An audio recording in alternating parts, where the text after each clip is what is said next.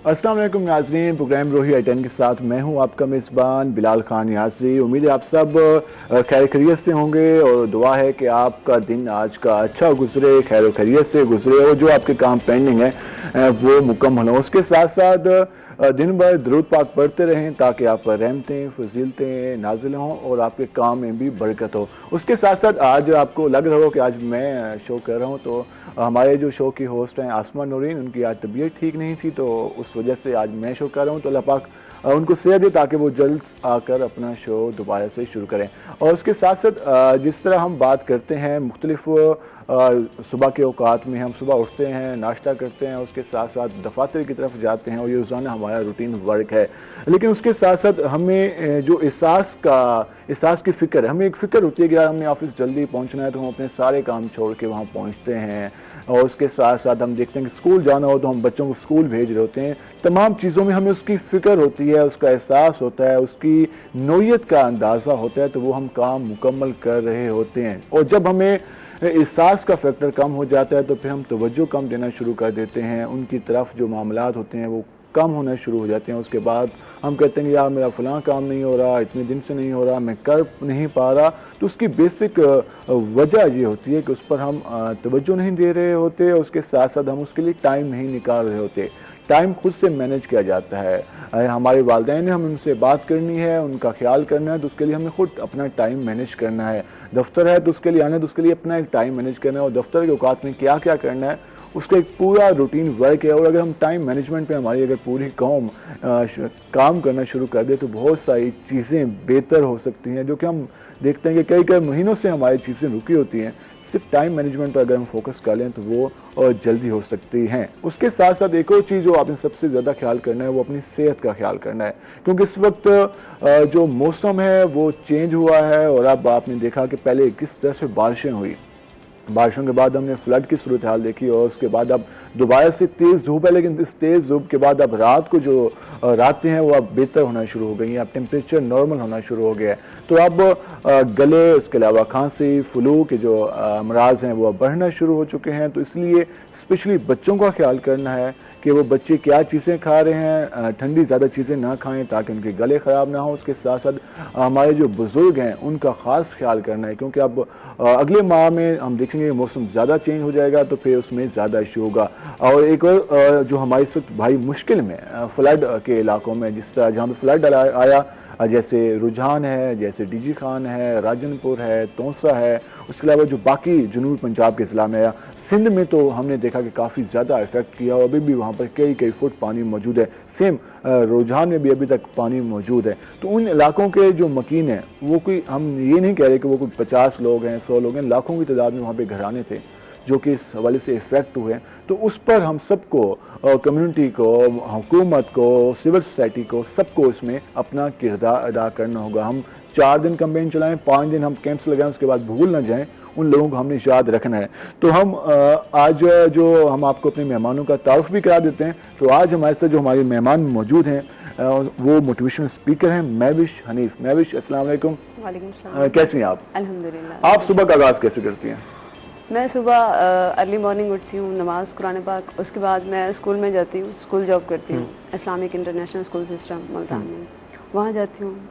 7 o'clock हम वहाँ पहुँचते हैं। उसके बाद बच्चे नहीं, सुबह उठते ही कभी ये ख्याल आता है कि यार मेरे फलां आज मैंने ये करना है, और फिर जब रात को सुनने लगते हैं तो ख्याल आता है कि यार सबसे पहले यही होता है कि टाइमली सारे काम हो जाएं, स्कूल टाइम से पहुँचें, बच्चों पढ़ाना, रिस्पॉन्सिबिलिटीज़ कि ये काम करना है, घर का काम करके जाएं, वहाँ का। तो ये तो एक होता है कि सुबह का रूटीन प्लानर पूरे डे का हमारे आ रहा होता है कि हमने ये करना है। नाश्ता करती हैं आप?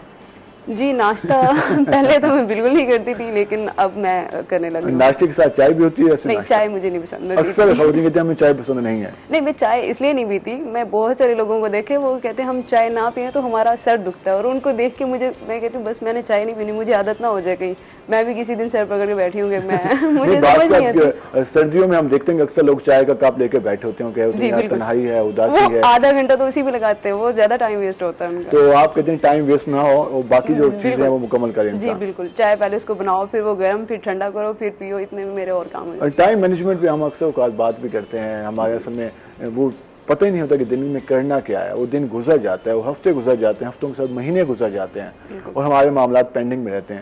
تو ہماری جو ینگسٹر ہیں انہیں ٹائم مینجمنٹ پہ کتنا فوکس کرنا چاہیے؟ ہماری یوتھ جو ہمارے بچے ہیں, ہم ہیں, ہمارا جو بیسک ایک ریزن یہ بھی ہے کہ ہم جو پیچھے آ رہے ہیں وہ یہی ہے. اگر ہم نے ایک چیز سوچی ہے کہ ابھی ہم نے بیٹھ کے قرآن پاک پڑھنا ہے, ہم اس ٹائم پہ سو رہے ہیں, ہم نے وہ 10 منٹ سو کے گزار لی. پھر ہم نے سوچا کہ ہم نہا کر جائیں گے, ہم لیٹ اٹھے.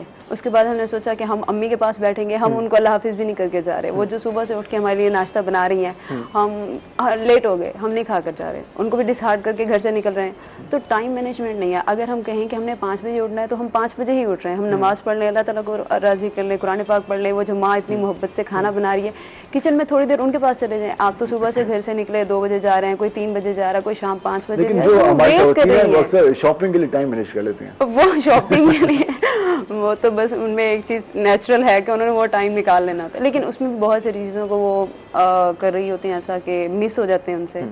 یعنی کہ اگر انہوں نے کہیں کسی کو ٹائم دینا, اپنے بچے کو, اپنے بچے کے اسکول جانا ہے, اس کو اسٹڈی پہ فوکس کرنا ہے, گھر میں کسی مہمان کو, گھر کی کسی چیز کو ٹائم دینا ہے, تو وہ ٹائم اپنی شاپنگ پہ کراتی ہیں. اور یقیناً اس میں جو ہماری خواتین ہیں وہ گھر کو بھی ٹائم دے رہی ہوتی ہیں, اسپیشلی کچن کو زیادہ ٹائم دے رہی ہوتی ہیں. کچن میں وہ پھر کھانا, اس کے علاوہ جو باقی چیزیں ہیں اس کو بناتی ہیں, تمام گھر کا خیال کرتی ہیں. تو ہم سب اپنی خواتین کو سلام پیش کرتے ہیں کہ تعریف بھی ہو رہی ہے خواتین کی. اچھا, مدد کے حوالے سے بات کرتے ہیں. ہم اکثر دیکھتے ہیں کہ ہماری سوسائٹی میں جس وقت جب میں نے پروگرام میں بھی یہ بات کی کہ احساس کے حوالے سے ہمیں کتنا زیادہ اسلام میں بار بار کہتا ہے کہ اپنے ساتھ بیٹھے ہوئے شخص کا بھی خیال کرو, اپنے ہمسائے کا بھی خیال کرو, جو آپ کو مل رہا ہے اس کا بھی خیال کرو, اور جو مشکل میں آپ کا بھائی ہے اس کا بھی خیال کرو, اور بغیر کسی رنگ نسل کی تفریق کے بغیر آپ خیال کرو.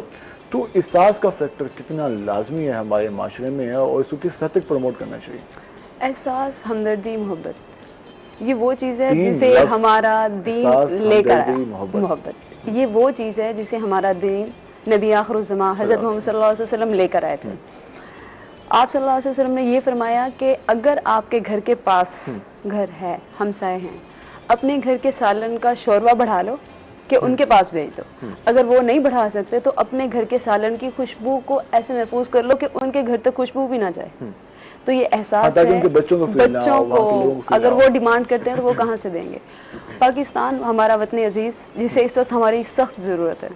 آپ دیکھیں پہلے کووڈ-19 کی وجہ سے لوگ بے روزگار تھے, گھروں میں بیٹھے. ابھی وہ جو اچھے گھر سے ہے یا جس کے پاس پیسہ پڑا اس کے لیے مشکل نہیں ہے, لیکن جو جس کے پاس نہیں ہے نا کچھ, وہ بہت زیادہ افیکٹ کر رہا ہے. 80% لوگ ایسے ہی ہیں, اور وہ ہم ہیں. اگر ہم سمجھے تو وہ ہم ہیں. پاکستان بینگا پاکستانی اور بینگا مسلم وہ ہم ہیں, ہمارے جسم کا حصہ ہے. وہ کووڈ-19 اس کی وجہ سے بہت زیادہ افیکٹ ہوئے ہیں. ابھی وہ سیٹ نہیں ہو رہا تھا کہ اب یہ سیلاب اس طرح سے متاثر کیا ہے. لوگ بے گھر ہو گئے ہیں, لوگوں کے پاس کھانے کے لیے کچھ نہیں ہے, ان کے پاس پینے کے لیے کچھ نہیں ہے, ان کے پاس رہنے کے لیے نہیں ہے, ان کے پاس پہننے کو نہیں ہے.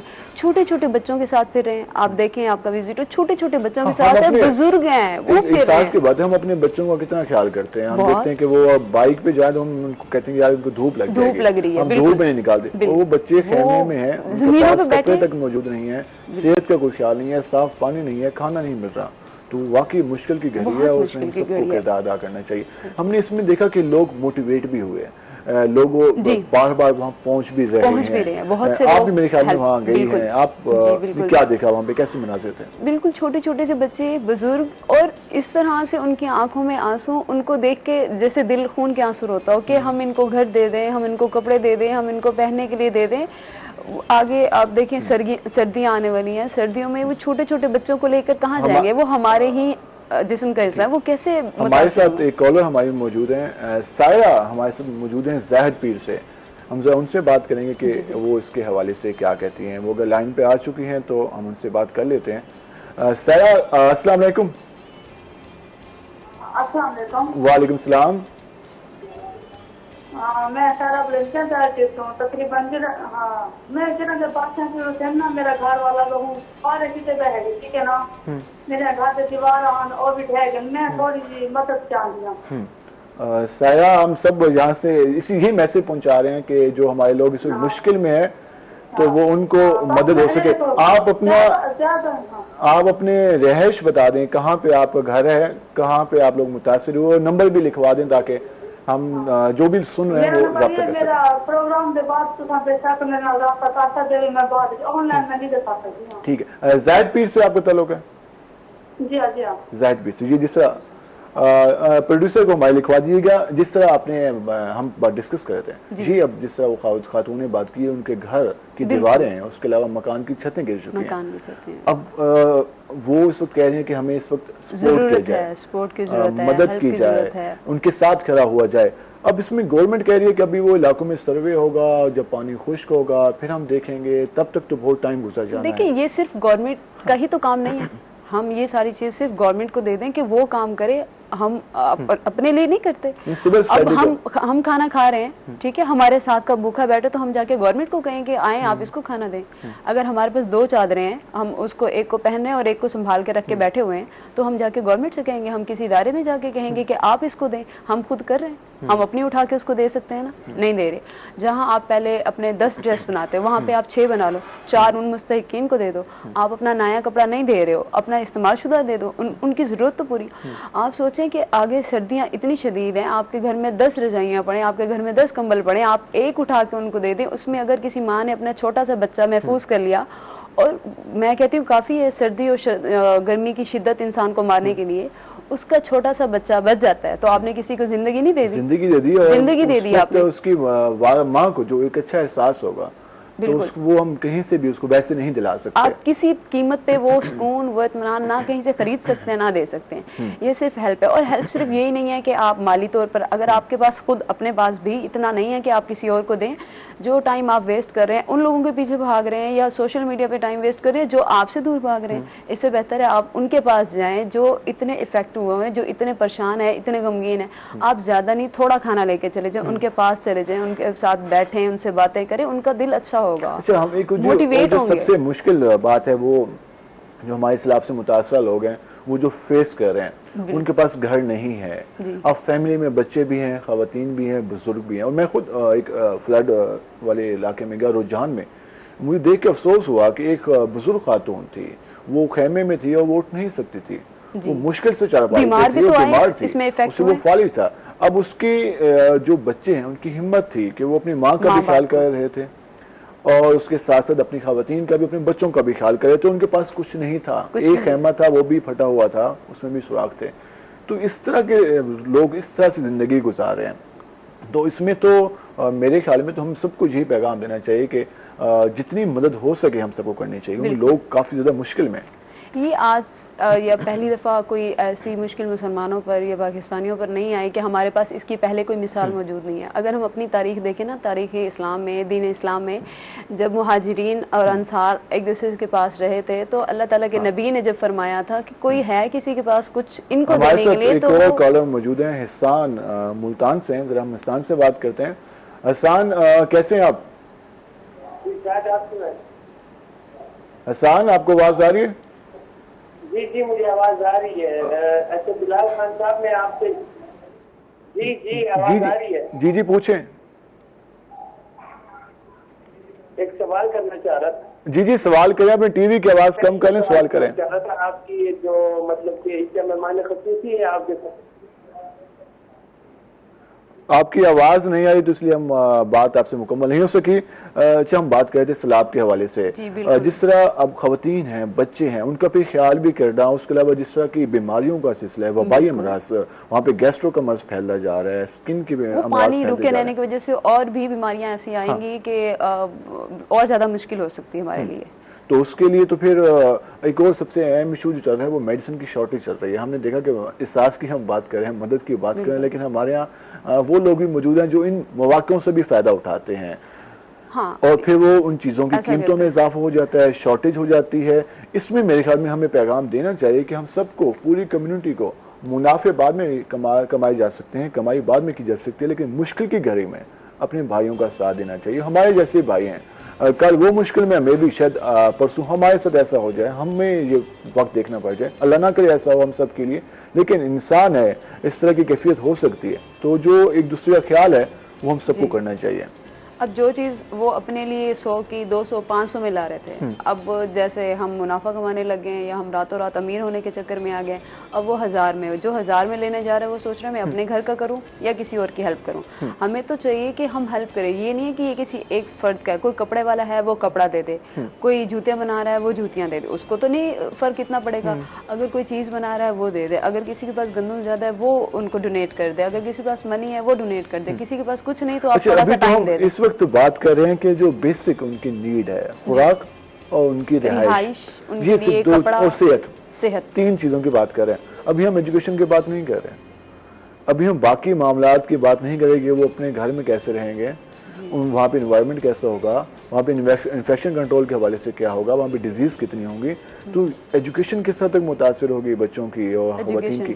بہت ساری چیزیں ایسی ہو گئی ہیں کیونکہ ہم نے ان کو کور کرنے میں بہت سارا ٹائم لگ جائے گا. اسکولوں میں پانی، اسکولوں کی چھتوں سے زیادہ اوپر پانی تھا اور وہ اسکول بہہ گئے، اور وہ بہہ جائیں گے. اگر پانی وہاں پہ سٹے ہے تو وہ کتنی دیر عمارت اور اس کو کر سکتی ہے فیس، وہ تو گر جائیں گی.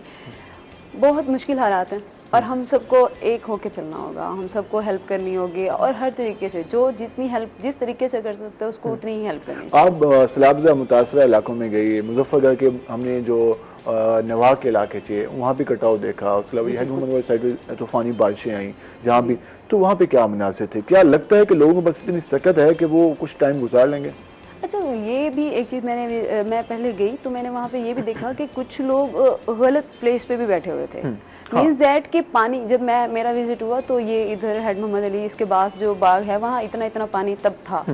تو فیملی کے ساتھ ہی میں تھی، میں نے دیکھا کہ وہاں پر لوگ اٹھ نہیں رہے تھے. ان کو پتا تھا کہ پانی زیادہ ہے، یہاں اتنا پانی ہے، ہمیں یہ جگہ چھوڑ دینی چاہیے. ٹھیک ہے، وہ بھی ہماری غلطی ہے اگر وہ وہاں پہ بیٹھے ہوئے ہیں نا ایک ایسی جگہ پر جہاں پہ ان کو کسی بھی طرح کا کوئی خطرہ ہو سکتا ہے، اور ہوا بھی، ان کے گھر بھی بہہ گئے. اس میں 2 فیکٹر آ جاتے ہیں. ایک تو ہم نے سوشل میڈیا پہ ایک نوشہرہ کے جو اے سی تھی خاتون، ان کی ایک ویڈیو وائرل دیکھی کہ وہ پہلے ہی پہنچی اور لوگوں کو گھروں سے باہر نکال رہی تھی اور اس نے ہاتھ میں لاٹھی پکڑی ہوئی تھی. ایک یہ فیکٹر ہے کہ اس میں ہماری ایڈمنسٹریشن کی بھی کچھ کوتاہیاں ہیں کہ وہ ان علاقوں میں وہاں سے لوگوں کو نہیں نکال پائی. اور وہ لوگوں کو بھی مسئلہ ہے کہ آپ دریا کے علاقے میں جہاں پہ دریا کا بہو ہے، جہاں پہ سیلابی ضلع میں گزرنا ہے، وہاں پہ ہم دکان بنا لیں گے یا پھر اپنا گھر بنا لیں گے یا کوئی اپنا اسٹال لگا کے بیٹھ جائیں گے تو اس نے تو آنا ہے، اس نے تو اپنے راستے سے آنا ہے. تو یہ پرابلم ہے، اس میں حکومت کو لوگوں کو خود خیال کرنا چاہیے. گورنمنٹ ٹھیک ہے ایک بڑے پیمانے پہ وہ کام کرتی ہے، چھوٹی چھوٹی چیزیں ہم خود بھی کر سکتے ہیں. اب جیسے میں وہاں ایک وجہ سے میں ملی، میں نے ان سے پوچھا کہ آپ یہ بتائیں آپ اتنا پانی دیکھ رہے ہو، یہ کسی کی کنٹرول کی چیز نہیں ہے کہ آپ اس کو روک سکتے ہیں، کوئی بھی نہیں اس کو روک سکتا، تو آپ لوگ یہاں سے چلے کیوں نہیں جاتے؟ یہ آپ لوگوں کو پتا ہے. اب وہ ایک بند بنا ہوا، اس کے بعد دوسرا اتنی مٹی ڈالی، اوپر گھر بنا کے بیٹھے ہوئے. میں نے ان سے پوچھا، میں نے کہا آپ کو اس چیز کا ڈر نہیں ہوتا کہ اگر یہاں پہ سیلاب آتا ہے تو آپ کے پاس باقی کیا رہ جائے گا؟ آپ لوگوں کی جان کے جانے کا خطرہ ہے. تو مسکرا کے کہنے لگی، کہتی نہیں کچھ نہیں ہوتا. ہاں، یہ تو یہ چیز بھی اب ہم اپنے ساتھ خود بھی کرتے ہیں. اس میں ایک اور چیز بھی تھی جو میں نے بھی نوٹ کی، وہ یہ تھی کہ جب ہم رجحان میں گئے اور لوگوں سے بات کی جو دریا کے اندر موجود تھے، اور ہم جیسے ایک ٹائپ بنا ہوا دریا کے اندر بیٹھتے ہیں اور باقاعدہ اپنا انہوں نے یہ کہا کہ ان دنوں میں بارشیں زیادہ ہو رہی تھی، تو انہوں نے یہ کہا کہ اب بارشیں زیادہ ہیں، ہم باہر جاتے ہیں ہمیں خیمہ بھی نہیں ملتا، تو وہاں تو ہم بہتر ہے کہ ہم یہیں پہ رہتے ہیں جہاں تم دعا مانگ رہے ہیں، لیکن وہاں تو دعا کا بھی آپشن نہیں ہے ہمارے پاس، کیونکہ بارش اوپر سے ہو رہی ہوتی ہے، بچے ہوتے ہیں بیمار ہو جاتے ہیں. تو یہ بھی فیکٹر تھا مختلف. بہت ساری چیزیں، کچھ لوگ واقعی ہی اپنے گھروں میں تھے، سیف تھے، ان کے لیے بھی مشکل بن گئی، لیکن کچھ لوگ خود بھی ایسی جگہ میں بیٹھے تھے جہاں وہ پریشانی کے لیے خود ان کے لیے بھی پریشانی ہوئی اور ہمارے لیے بھی ہوئی. اچھا، اس کے ساتھ ہم دیکھتے ہیں کہ ہمارے یہاں بعض کا ہم کہتے ہیں کہ یار آفت آ گئی، یہ دعا بھی مانگ رہے ہوتے ہیں، اور بعض لوگ کہتے ہیں کہ یہ گناہوں کی سزا ہے. لیکن کہیں پر ہم دیکھیں کہ اس میں ہم سب کی خامیاں کوتاہیاں بھی ہیں. ہم نے 2010 کا 11 کا فلڈ دیکھا، اس کی ایک رپورٹ بنی، اس کے بعد کچھ کام نہیں ہوا. پھر 2022 میں دیکھ رہے ہیں، اور پھر میں بھی آگے اللہ نہ کرے، ہم دعا کرتے ہیں کہ ایسا نہ ہو، کیونکہ ہم تو افورڈ نہیں کر سکتے، ہماری قوم یہ افورڈ نہیں کر سکتی. لیکن اگر تیاری نہیں کی جاتی تو پھر آنے والے دنوں میں دیکھنا پڑے گا اور زیادہ مشکلات. اب جو لاکھوں لوگ بے گھر ہوئے ہیں، ان کے گھر بنانے کے لیے ان کے اتنا بجٹ اور ان کی تو ساری چیزیں چلی گئی. ان کے گھر گئے, ان کے مکان گئے, وہ بے روزگار بھی ہوئے, اپنا علاقہ بھی چھوڑا, پتہ نہیں کب ان کا واپس سیٹ ہوتا ہے, کب وہ واپس جاتے ہیں, ان کے لیے مشکلات. اس کا پورا امپیکٹ پورے ملک پہ ہوگا, پورے ملک کی اکانومی اور ہماری اکنامی پھر سے ایک بار ڈسٹرب ہو جاتی ہے. ابھی وہ کووڈ کی وجہ سے آپ ایسے میتھ وغیرہ کی تو آپ کو کیلکولیشن ہی ہم کر لیں تو جب سبزی نہیں ہوگی, جب کھیتی نہیں ہوگی, تو ایسا ہی ہوا ہے. پانی ابھی جب وہ تھا فلڈ تو اس کی وجہ سے سبزیاں رک گئی ہیں. کتنے باغ, کتنی میں دیکھ رہی تھی کہ وہ ساری سبزیاں, سارے فروٹ بہے جا رہے ہیں, جو رہ گئے وہ بھی خراب. اجناس کی کمی ہوگی اور پھر ہم سب کو مشکل کا وقت دیکھنا پڑے گا. تو اس میں اگر یہ پہلے سے کنٹرول کیا جاتا یا آنے والے, چلیں یہ بھی ہم نے گزار لیا, اس کو ہم نے برداشت کر لیا, ابھی بھی ٹائم لگے گا آگے آنے والے دنوں میں کوئی پالیسی بن جائے, پالیسی میکنگ ہو جائے تاکہ اس طرح کے فلڈ کا مقابلہ کیا جا سکے, کچھ اس کا متبادل ہو تاکہ پانی, ڈیمز کی بات ہے, اس کے علاوہ باقی چیزیں ہیں, واٹر ریسورس کی بات ہے, اس میں کچھ ہو سکتا ہے, لیکن اس پہ توجہ کم دی جاتی ہے.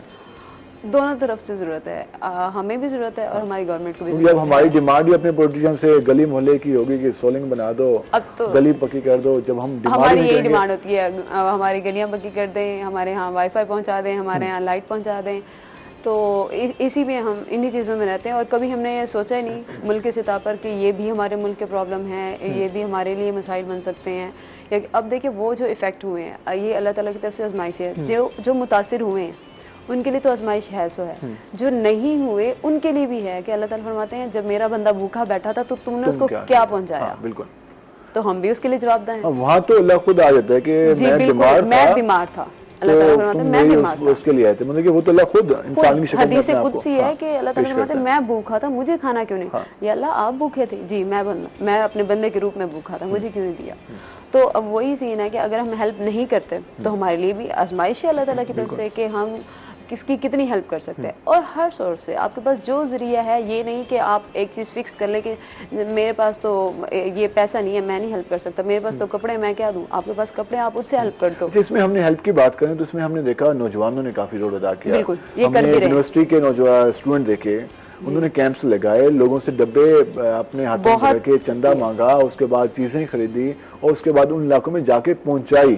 انہیں معلوم بھی تھا کہ رستے بلاکیج ہے, اس کے علاوہ وہاں پہ کیونکہ لوگوں کے پاس کچھ نہیں ہے تو وہ لوگ آتے ہیں جب وہ تو مشکل میں ہیں, وہ جب وہاں پہ کھانا نہیں پہنچتا, جیسے کوئی راشن وغیرہ پہنچے تو وہ کوشش کرتے ہیں کہ ہم جلدی سے لیں اور اپنے بچوں کو دے سکیں. تو یہ پرابلمس بھی وہاں پہ تھی مینجمنٹ کے ایشوز سے, لیکن اس کے باوجود بھی ہم نے دیکھا کہ اسٹوڈنٹس اور نوجوانوں نے کافی رول ادا کیا. بالکل, ہماری یوتھ ایک ہیرا ہے, تھوڑی سی ہمیں ایفرٹ کی ضرورت ہے اور ہم اس کو اور زیادہ نایاب کر سکتے ہیں. یہ میں کہ ایک میسج بھی اور ایک چیز یہ بھی کہ آپ کسی ادارے میں ہیں, اگر آپ ڈاکٹر فیلڈ میں ہیں تو آپ کچھ دوائیاں اکٹھی کر کے متاثرین تک پہنچا سکتے ہیں. آپ کسی اسکول میں اپنے اسکول کی بات کروں گی, جس اسکول میں میں ہوں, آپ کو بھی وزٹ کریں. اتنے چھوٹے چھوٹے سے بچے ہیں, ٹیچر یہ میری پاکٹ منی, یہ آپ ان کو ڈونیٹ کر دیں, ٹیچر یہ میرا لنچ وہاں پہنچ جائے گا.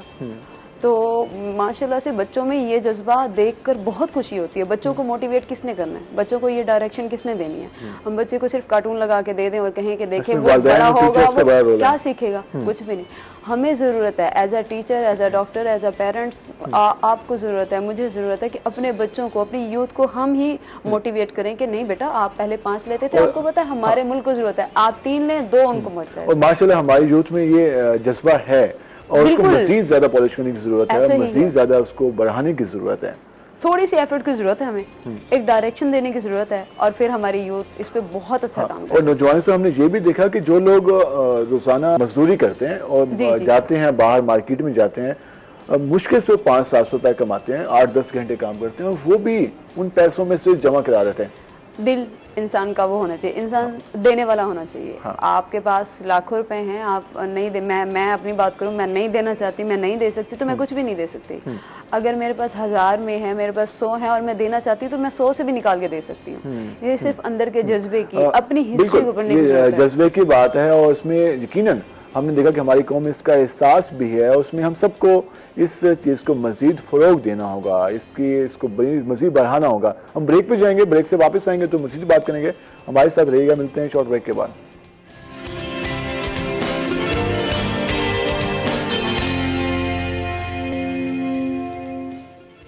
ویلکم بیک ناظرین. جس طرح ہم بات کر رہے تھے, ہم نے بریک سے پہلے جس طرح فلڈ کے حوالے سے بات کی, احساس کے حوالے سے بات کی, مدد کے حوالے سے بات کی, اور ہم نے بتایا کہ ہمارے نوجوان کس طرح سے اس مشکل ٹائم میں اپنی قوم کے ساتھ کھڑے ہیں اور وہ اپنا ایک کردار ادا کر رہے ہیں. ہم لوگ بتا رہے ہیں کہ زندہ قومیں مشکل وقت میں اسی طرح سے کام کرتی ہیں, اسی جذبے کے ساتھ کام کرتی ہیں. ہماری دوسری مہمان بھی ہمیں جوائن کر چکی ہیں, سوشل ایکٹیوسٹ ہیں دعا بخاری.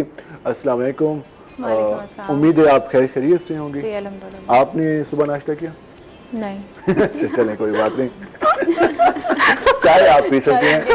تھینک یو سو مچ. اچھا, جس طرح ہم فلڈ کے حوالے سے احساس کی بات ہوئی تو میں نے کہا کہ سب کو احساس کرنا چاہیے. بالکل بالکل. اور اس میں تو دیکھیں ہر چیز کا بیسک روٹ ہی احساس ہے.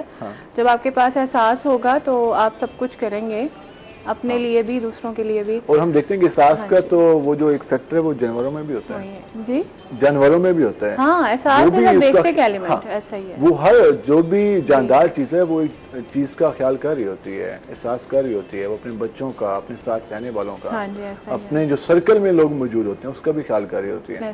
تو as a human, as a انسان ہم پہ کتنی بڑی ذمہ داری ہے. بالکل ذمہ داری ہے, اور میں نے یہی کہا نا کہ احساس بیسک ایلیمنٹ ہے. جب ہم کچھ بھی کرتے ہیں اپنے لیے کسی کے لیے تو obviously احساس ہوتا ہے تو کرتے ہیں. ہم فیل کر رہے ہوتے ہیں کہ سامنے والا پین میں ہے, اسے ہماری ضرورت ہے اور ہمیں اس کے لیے کچھ کرنا چاہیے اگر ہم کر سکتے ہیں. دو قسم کے جذبات ہم دیکھتے ہیں, ایک نیگیٹو ایک پازیٹیو. ایک ٹائم ہم بعض لوگوں کی کچھ ایسی چیزیں ہوتی ہیں جو وہ پرانی یاد کر کے کہتے ہیں کہ مشکل میں تو آج مجھے سکون مل رہا ہے. بعض کا کچھ لوگوں میں ایسا ہوتا ہے, اور بعض لوگ ہوتے ہیں کہ وہ ساری چیزیں بھول کے اس کے ساتھ کھڑے ہو جاتے ہیں, اسے اپنائیت کا احساس دلاتے ہیں کہ یار ٹھیک ہے جو وہ وقت ہے گزر گیا, اب مشکل وقت میں ہم ایک ہیں. تو یہ جو دو فیکٹرز ہیں اس پہ کتنا زیادہ کام کی ضرورت ہے, کتنی تربیت کی ضرورت ہے, اور اسپیشلی نوجوانوں میں, ہمارے بچوں میں, ہماری خواتین میں. اچھا دیکھیں, ایک تو سب سے پہلی بات یہ ہے نا کہ یہ چیزیں آپ کے گھر سے شروع ہوتی ہیں. جب آپ یہ دیکھتے ہیں کہ آپ کے گھر میں کیسے ٹریٹ کیا جاتا ہے. ہمارے کالر موجود ہیں تاج لنگھا میاں والی سے. چلے میرے شہر سے کال ہو گئی. تو السلام علیکم تاج لنگھا صاحب. اللہ کا شکر, آپ سنیں کیسے؟ ٹھیک میں نمبر لکھنے واسطے میں کال کی اپنا نمبر تو سینڈ کر دو. میں ٹھیک ہے, میں ٹھیک ہے, ہماری ٹیم آپ کو ہمارا نمبر سینڈ کر دے گی. بہت شکریہ تاج لنگھا صاحب.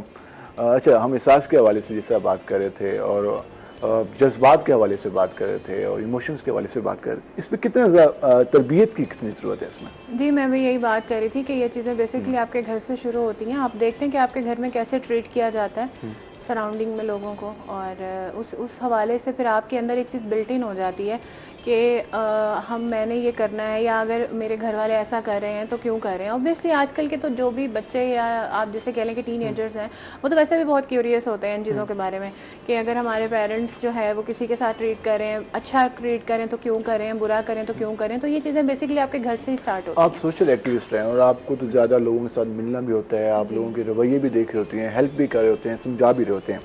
ایک جو چیز اس وقت ہے ہمارے معاشرے میں کہ اب وسائل کم ہوتے جا رہے ہیں, آمدن کم ہوتی جا رہی ہے, اخراجات بڑھتے جا رہے ہیں, اور لوگوں کے بیہیویئرس نو ڈاؤٹ جب آپ کے پاس کچھ نہیں ہے, کم ہوتا جا رہا ہے تو بیہیویئرس چینج ہوتے ہیں, اس کا افیکٹ بھی ہوتا ہے.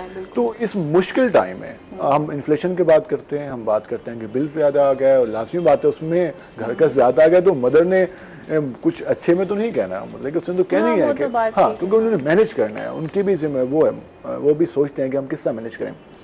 اس سارے سرکل, ان ساری چیزوں کو اگر ہم مد نظر رکھتے ہوئے بات کریں تو کیا سمجھتے ہیں کہ کیا ہم معاشرے کی اس طرح تربیت کر پا رہے ہیں؟ کیا ہم مشکلات کا مقابلہ کرنے کے لیے ایز اے قوم, ایز اے نیشن ہم تیار ہیں؟ اچھا, تربیت کا ہی تو سارا پرابلم ہوتا ہے نا. میں نے ابھی یہی بات کی نا کہ تربیت ہی نہیں ہو پا رہی ہے ٹھیک طرح سے. مس کمیونیکیشن ہے, کمیونیکیشن گیپ ہے پیرنٹس کے اور بچوں کے بیچ میں.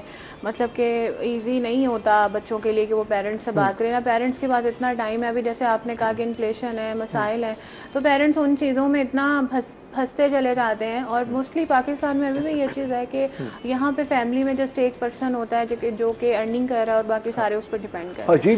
حالانکہ یہ نہیں ہونا چاہیے. اب اس ٹرینڈ کو چینج ہونا چاہیے. دیکھیں آپ ویسے بھی اگر دیکھیں نا کہ آج کل جو یہ مہنگائی کا سسٹم ہے نا, وہ مہنگائی ہمیں کیوں لگتی ہے کہ مہنگائی ہے, کیونکہ یہ سسٹم ہماری فیملیز میں اب تک ہے کہ ایک بندہ سورس آف ارننگ اور باقی سارے اس پر ڈیپینڈ کرتے ہیں. ایک بندہ کما رہا ہوتا ہے. جب 6 کے 6 کمائیں گے تو مہنگائی نہیں لگے گی. مہنگائی ہر جگہ ہے, آپ دنیا کے کسی بھی ملک میں چلے جائیں گے نا مہنگائی ہے, لیکن وہاں پہ یہ ہے کہ 18 سال کے بعد آپ کام شروع کر دیتے ہیں. وہاں پہ یہ سسٹم ہے کہ وہاں پہ ہر کوئی کماتا ہے, ہر کوئی ارننگ کرتا ہے, اپنے لیے سورسز ڈیولپ کرتا ہے, جس کی وجہ سے ان کو مہنگائی فیل نہیں ہوتی.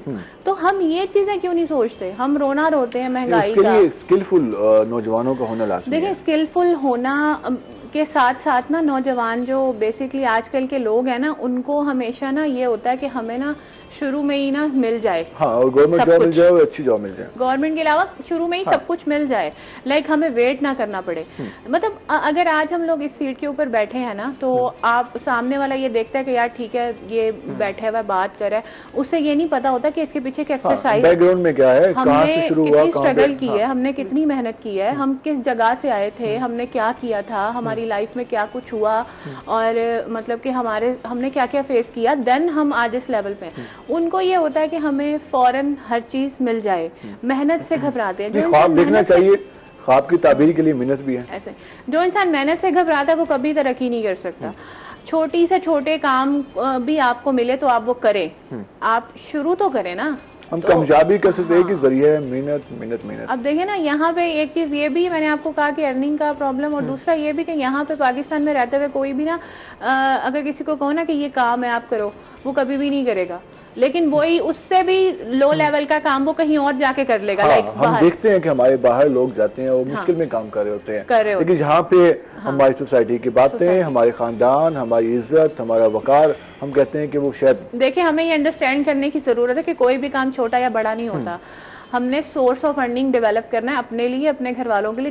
جب آپ لوگوں کی یہ سوچ چینج ہو جائے گی نا یوتھ کی اور لوگوں کی, تو پھر کچھ بھی فیل نہیں ہوگا, نہ مہنگائی نہ انفلیشن, اور آپ کے لیے کوئی مسئلہ نہیں ہوگا. اور اسکلفل ہو سکتے ہیں, اب تو ایزیلی اسکلفل ہو سکتے ہیں.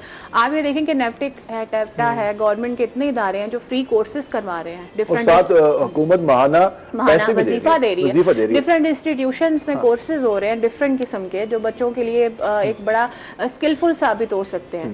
تو کوشش تو کریں نا, کوشش کی جا سکتی ہے. اور یقیناً دعا کی یہ بات بالکل ٹھیک ہے کہ اتنے سارے حکومت بھی کوشش کر رہی ہے. اس کے علاوہ ہم اپنے مارکیٹس میں بھی دیکھ رہے ہیں کہ جگہ جگہ ٹریننگ سینٹرز کھل گئے ہیں, اور وہاں پر کچھ ماہ میں بہت کم پیسے ہیں جس میں آپ اچھا کما سکتے ہیں. تو اس پہ بھی ہمارے نوجوانوں کو, ہماری خواتین کو بھی اس پہ بھی فوکس کرنا چاہیے, تاکہ وہ اپنا سرکل, اپنی فیملی کو بھی سپورٹ کر سکیں اور اپنے اخراجات بھی برداشت کر سکیں. یہ جو ہم اپنے والدین پہ بوجھ بن کے گھومتے ہیں نا, اس کو کچھ کم ہونا چاہیے. اچھا, فیمیلز میں نا یہ ٹرینڈ بہت زیادہ چینج ہونے کی ضرورت ہے. یہ جو اسٹیریوٹائپ ٹرینڈ ہے نا فیمیلز کے اندر, اچھا قصور خیر ان کا بھی نہیں, کیونکہ انہیں بچپن سے یہی بتایا جاتا ہے کہ تم نے شادی کرنی ہے, انہیں یہ نہیں سکھایا جاتا کہ تم نے ارننگ کرنی ہے. قصور ان کا بھی نہیں ہے, لیکن آج کے دور میں ایک فیمیل کو اگر یہ پتا ہے نا کہ میرے اوپر کون سا ڈریس سوٹ کرے گا, میرے اوپر کون سا فیشن سوٹ کرے گا, موبائل ہر کسی کے پاس ہے, یوٹیوب فیس بک ہر کسی کے پاس ہے, تو ان کو سورس آف ارننگ کے لیے بھی محنت کرنی چاہیے. وہ گھر بیٹھ کے بھی بڑا اچھا بزنس کر سکتے ہیں. بالکل, گھر بیٹھ کے بھی بزنس کیا جا سکتے. اور جس طرح ہم دیکھ رہے ہیں کہ ہمارے باقی ایریاز میں بعض کا کوئی آفت آ جاتی ہے, بعض کا تو علاقے متاثر ہو جاتے ہیں, تو ہمارے پاس جب سکلز ہی نہیں ہوتی, ہمارے پاس کمانے کے طریقے نہیں ہوتے, تو پھر بے بسی کی علامت ہوتی ہے, اور پھر ہمیں ریکور ہونے میں, ہمیں واپس آنے میں کافی ٹائم لگتا ہے. میں آپ کیا ایڈ کرنا چاہیں گے اس میں؟ ایک تو سکلز کے حوالے سے, اور دوسرا جو ہم دیکھتے ہیں کہ ہمارے نوجوان اتنے ماشاءاللہ, ہم کہتے ہیں 65% پاپولیشن, اور پھر جب سکلفل نہیں ہوں گے, یا پھر وہ گورنمنٹ کی طرف دیکھ رہے ہوں گے کہ ہمیں وہاں سے جابس کریٹ ہوں, اور وہاں پہ ہمیں مل جائے, ہمیں ایڈجسٹ ہو جائیں, اور پھر ہمیں پینشن بھی ملے گی, ہمیں کوئی ایک آدھا پلاٹ بھی مل جائے گا. تو یہ جو سوچ ہے اس کو کس طرح چینج ہونے کی ضرورت ہے؟ میں دعا کی بات کو اپریشیٹ کروں گی, اور وہی کروں گی کہ ہم نے ہی ایک مائنڈ سیٹ بنایا ہوا کہ بیٹا جو ڈاکٹر ہے اسی کی رسپیکٹ ہے, اسی کے پاس ارننگ ہے, وہی سب کچھ ہے, اسی کے پاس سب کچھ ہے. ہم نے کبھی یہ بتایا ہی نہیں کہ بیٹا کوئی بھی کام ہے, اپنے چھوٹوں کو, اپنے بچوں کو, یا کسی کو بھی, کہ کوئی بھی کام ہے آپ کا, وہ کام عزت والا ہے. ٹھیک ہے, آپ دیکھیں تو اللہ تعالیٰ کے نبی تھے, وہ بھائی تھے, وہ کام کرتے تھے, لکڑی کا کام کرتے تھے. اگر اور اس میں ہم لوگوں کو ریگریٹ کرتے ہیں, خلیفہ جی, امیر المومنین, ہم لوگوں کو ریگریٹ کرتے ہیں. اٹ مینس کہ اگر کوئی باہر کوڑا لینے آیا نا, تو ہم نے اپنے بچوں کو ہے نا, وہ کوڑے والا آیا ہوا, کوڑے والا تو ہم ہیں, بالکل ہمارے پاس ہے نا, کچرے والا وہ ہم ہیں, وہ ہمارے پاس ہے. ہم نے اپنے بچوں کو یہ چیز سکھانی ہے کہ کیا ہے صحیح, کیا ہے غلط ہے. اگر وہ لے رہا ہے تو کام کر رہے ہیں, ریگریٹ کرنے کا کوئی مطلب نہیں. جو مارکیٹ, جس طرح محوش نے بات کی, ہمارے جو صفائی ورکرز ہیں وہ ہمارے شہر کو صاف کرتے ہیں اور ہم شہر میں گند پھیلاتے ہیں اور ہم ان کو کوڑے والا اور خود دو چیزیں یہ کریں کہ ہم گند پھیلانے والے ہیں وہ صاف کرنے والے ہیں, تو اس سے ہی انداز ہو سکتے ہیں. ہم بریک پہ جائیں گے, بریک سے واپس آئیں گے تو مزید بات کریں گے, ہمارے ساتھ رہیے گا.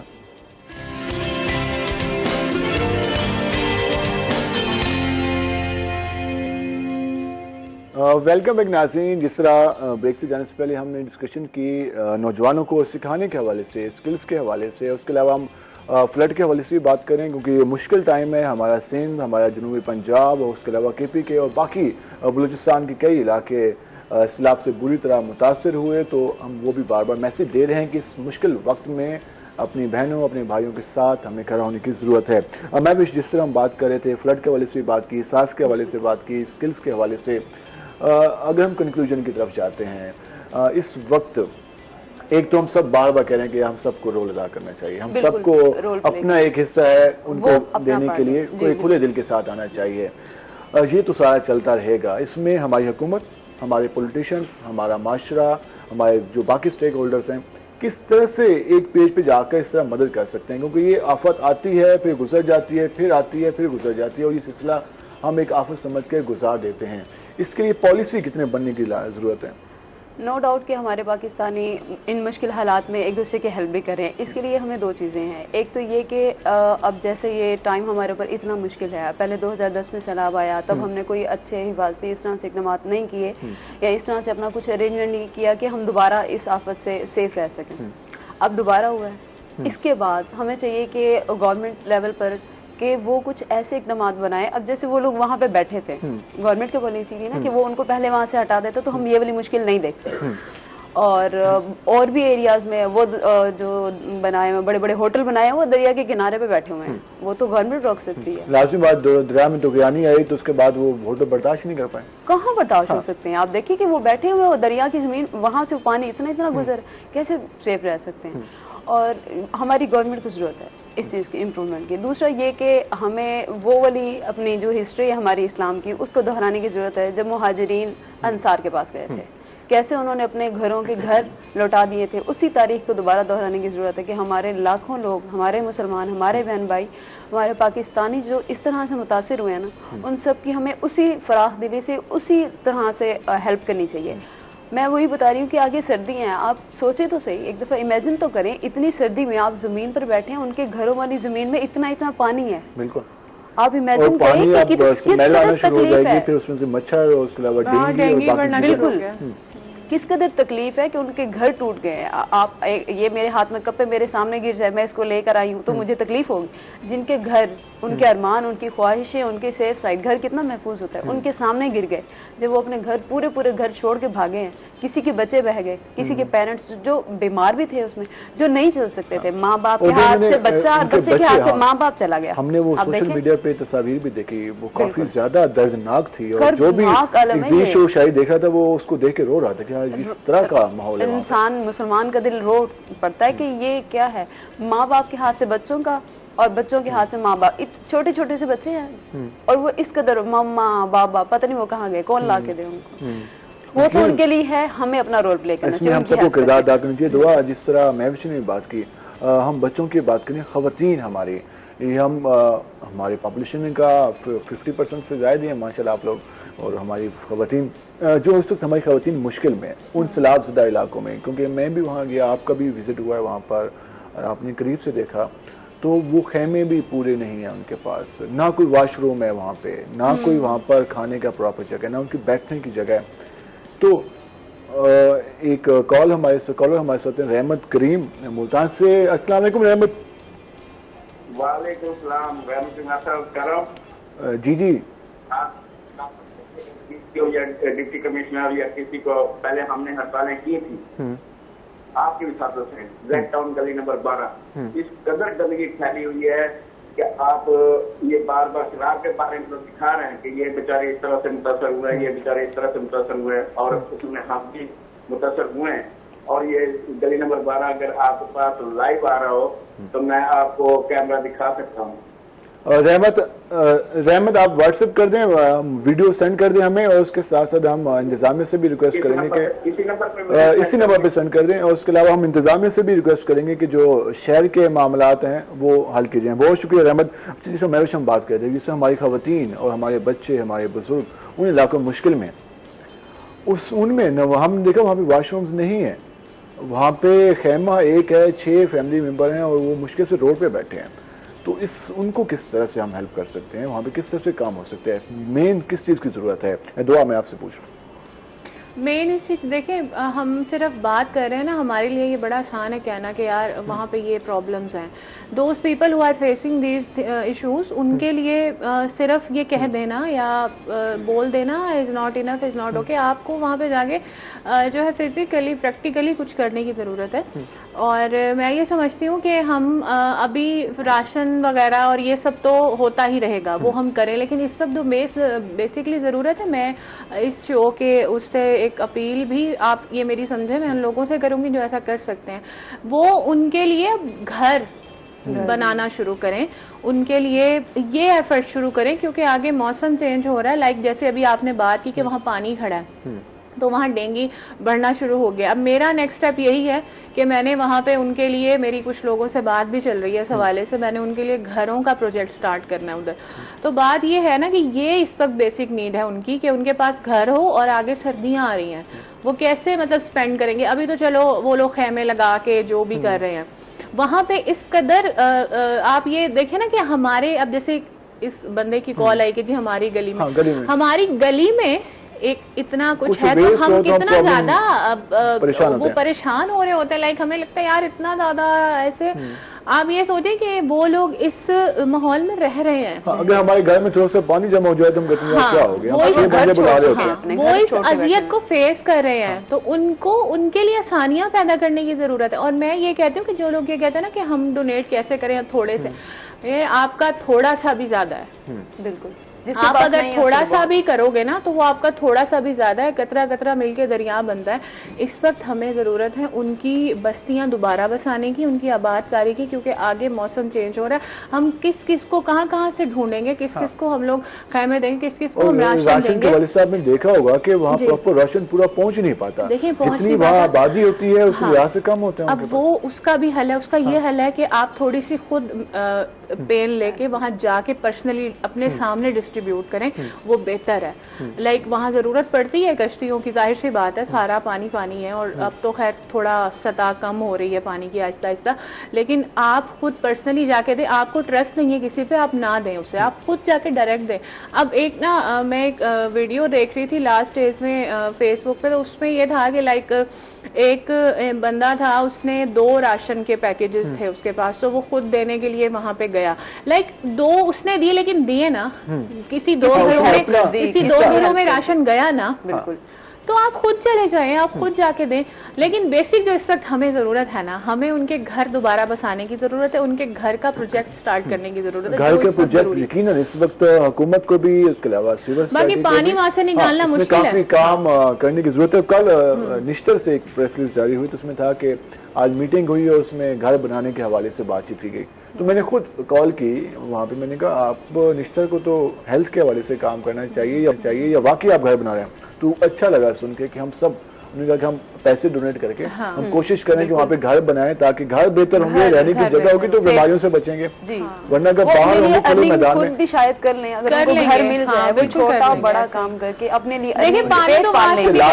लास्ट में दुआ क्या पैगाम देना चाहेंगी और हमारे नाज़रीन को, और इस मुश्किल घड़ी में जो लोग सुन रहे हैं उनको क्या पैगाम देंगे? लास्ट में मैं यही कहूंगी कि कोशिश करें कि आप अपनी इंडिविजुअल एफर्ट ना छोड़ें इस मामले में, किसी भी मामले में एक पॉजिटिव एनर्जी के साथ अपने काम करते रहें, तो इंशाल्लाह आप जरूर सक्सेसफुल होंगे। और हमें बेहद जरूरत है, बेहद जरूरत है, बेहद जरूरत है। मैं बार बार कह रही हूँ कि हम इस वक्त उनके लिए कुछ करें और हम उन्हें तनहा ना छोड़ें। हम तनहा ना छोड़ें। मैं भी, आप लास्ट में क्या पैगाम देना चाहेंगे? मैं यही कहूंगी कि इस्लाम की वही तारीख दोबारा दोहराई जाए कि मुहाजिरीन के साथ कैसे अंसार ने बिहेव किया था। बताना ना पड़े कि मुसलमानों के साथ इतना बड़ा हादसा हुआ है या इतना उनको इफेक्ट हुआ है, आप उनको कवर करें। आप उनको कवर करें। बहुत शुक्रिया महविश शरीफ, हमारे प्रोग्राम में दुआ बुखारी, आपका शुक्रिया हमारे प्रोग्राम में। नाज़रीन, आपने जिस तरह गुफ्तगू जानी, हमने इस्लाम के हवाले से, उसके अलावा जो बाकी इशूज थे और जो मामला थे उनको डिस्कस किया।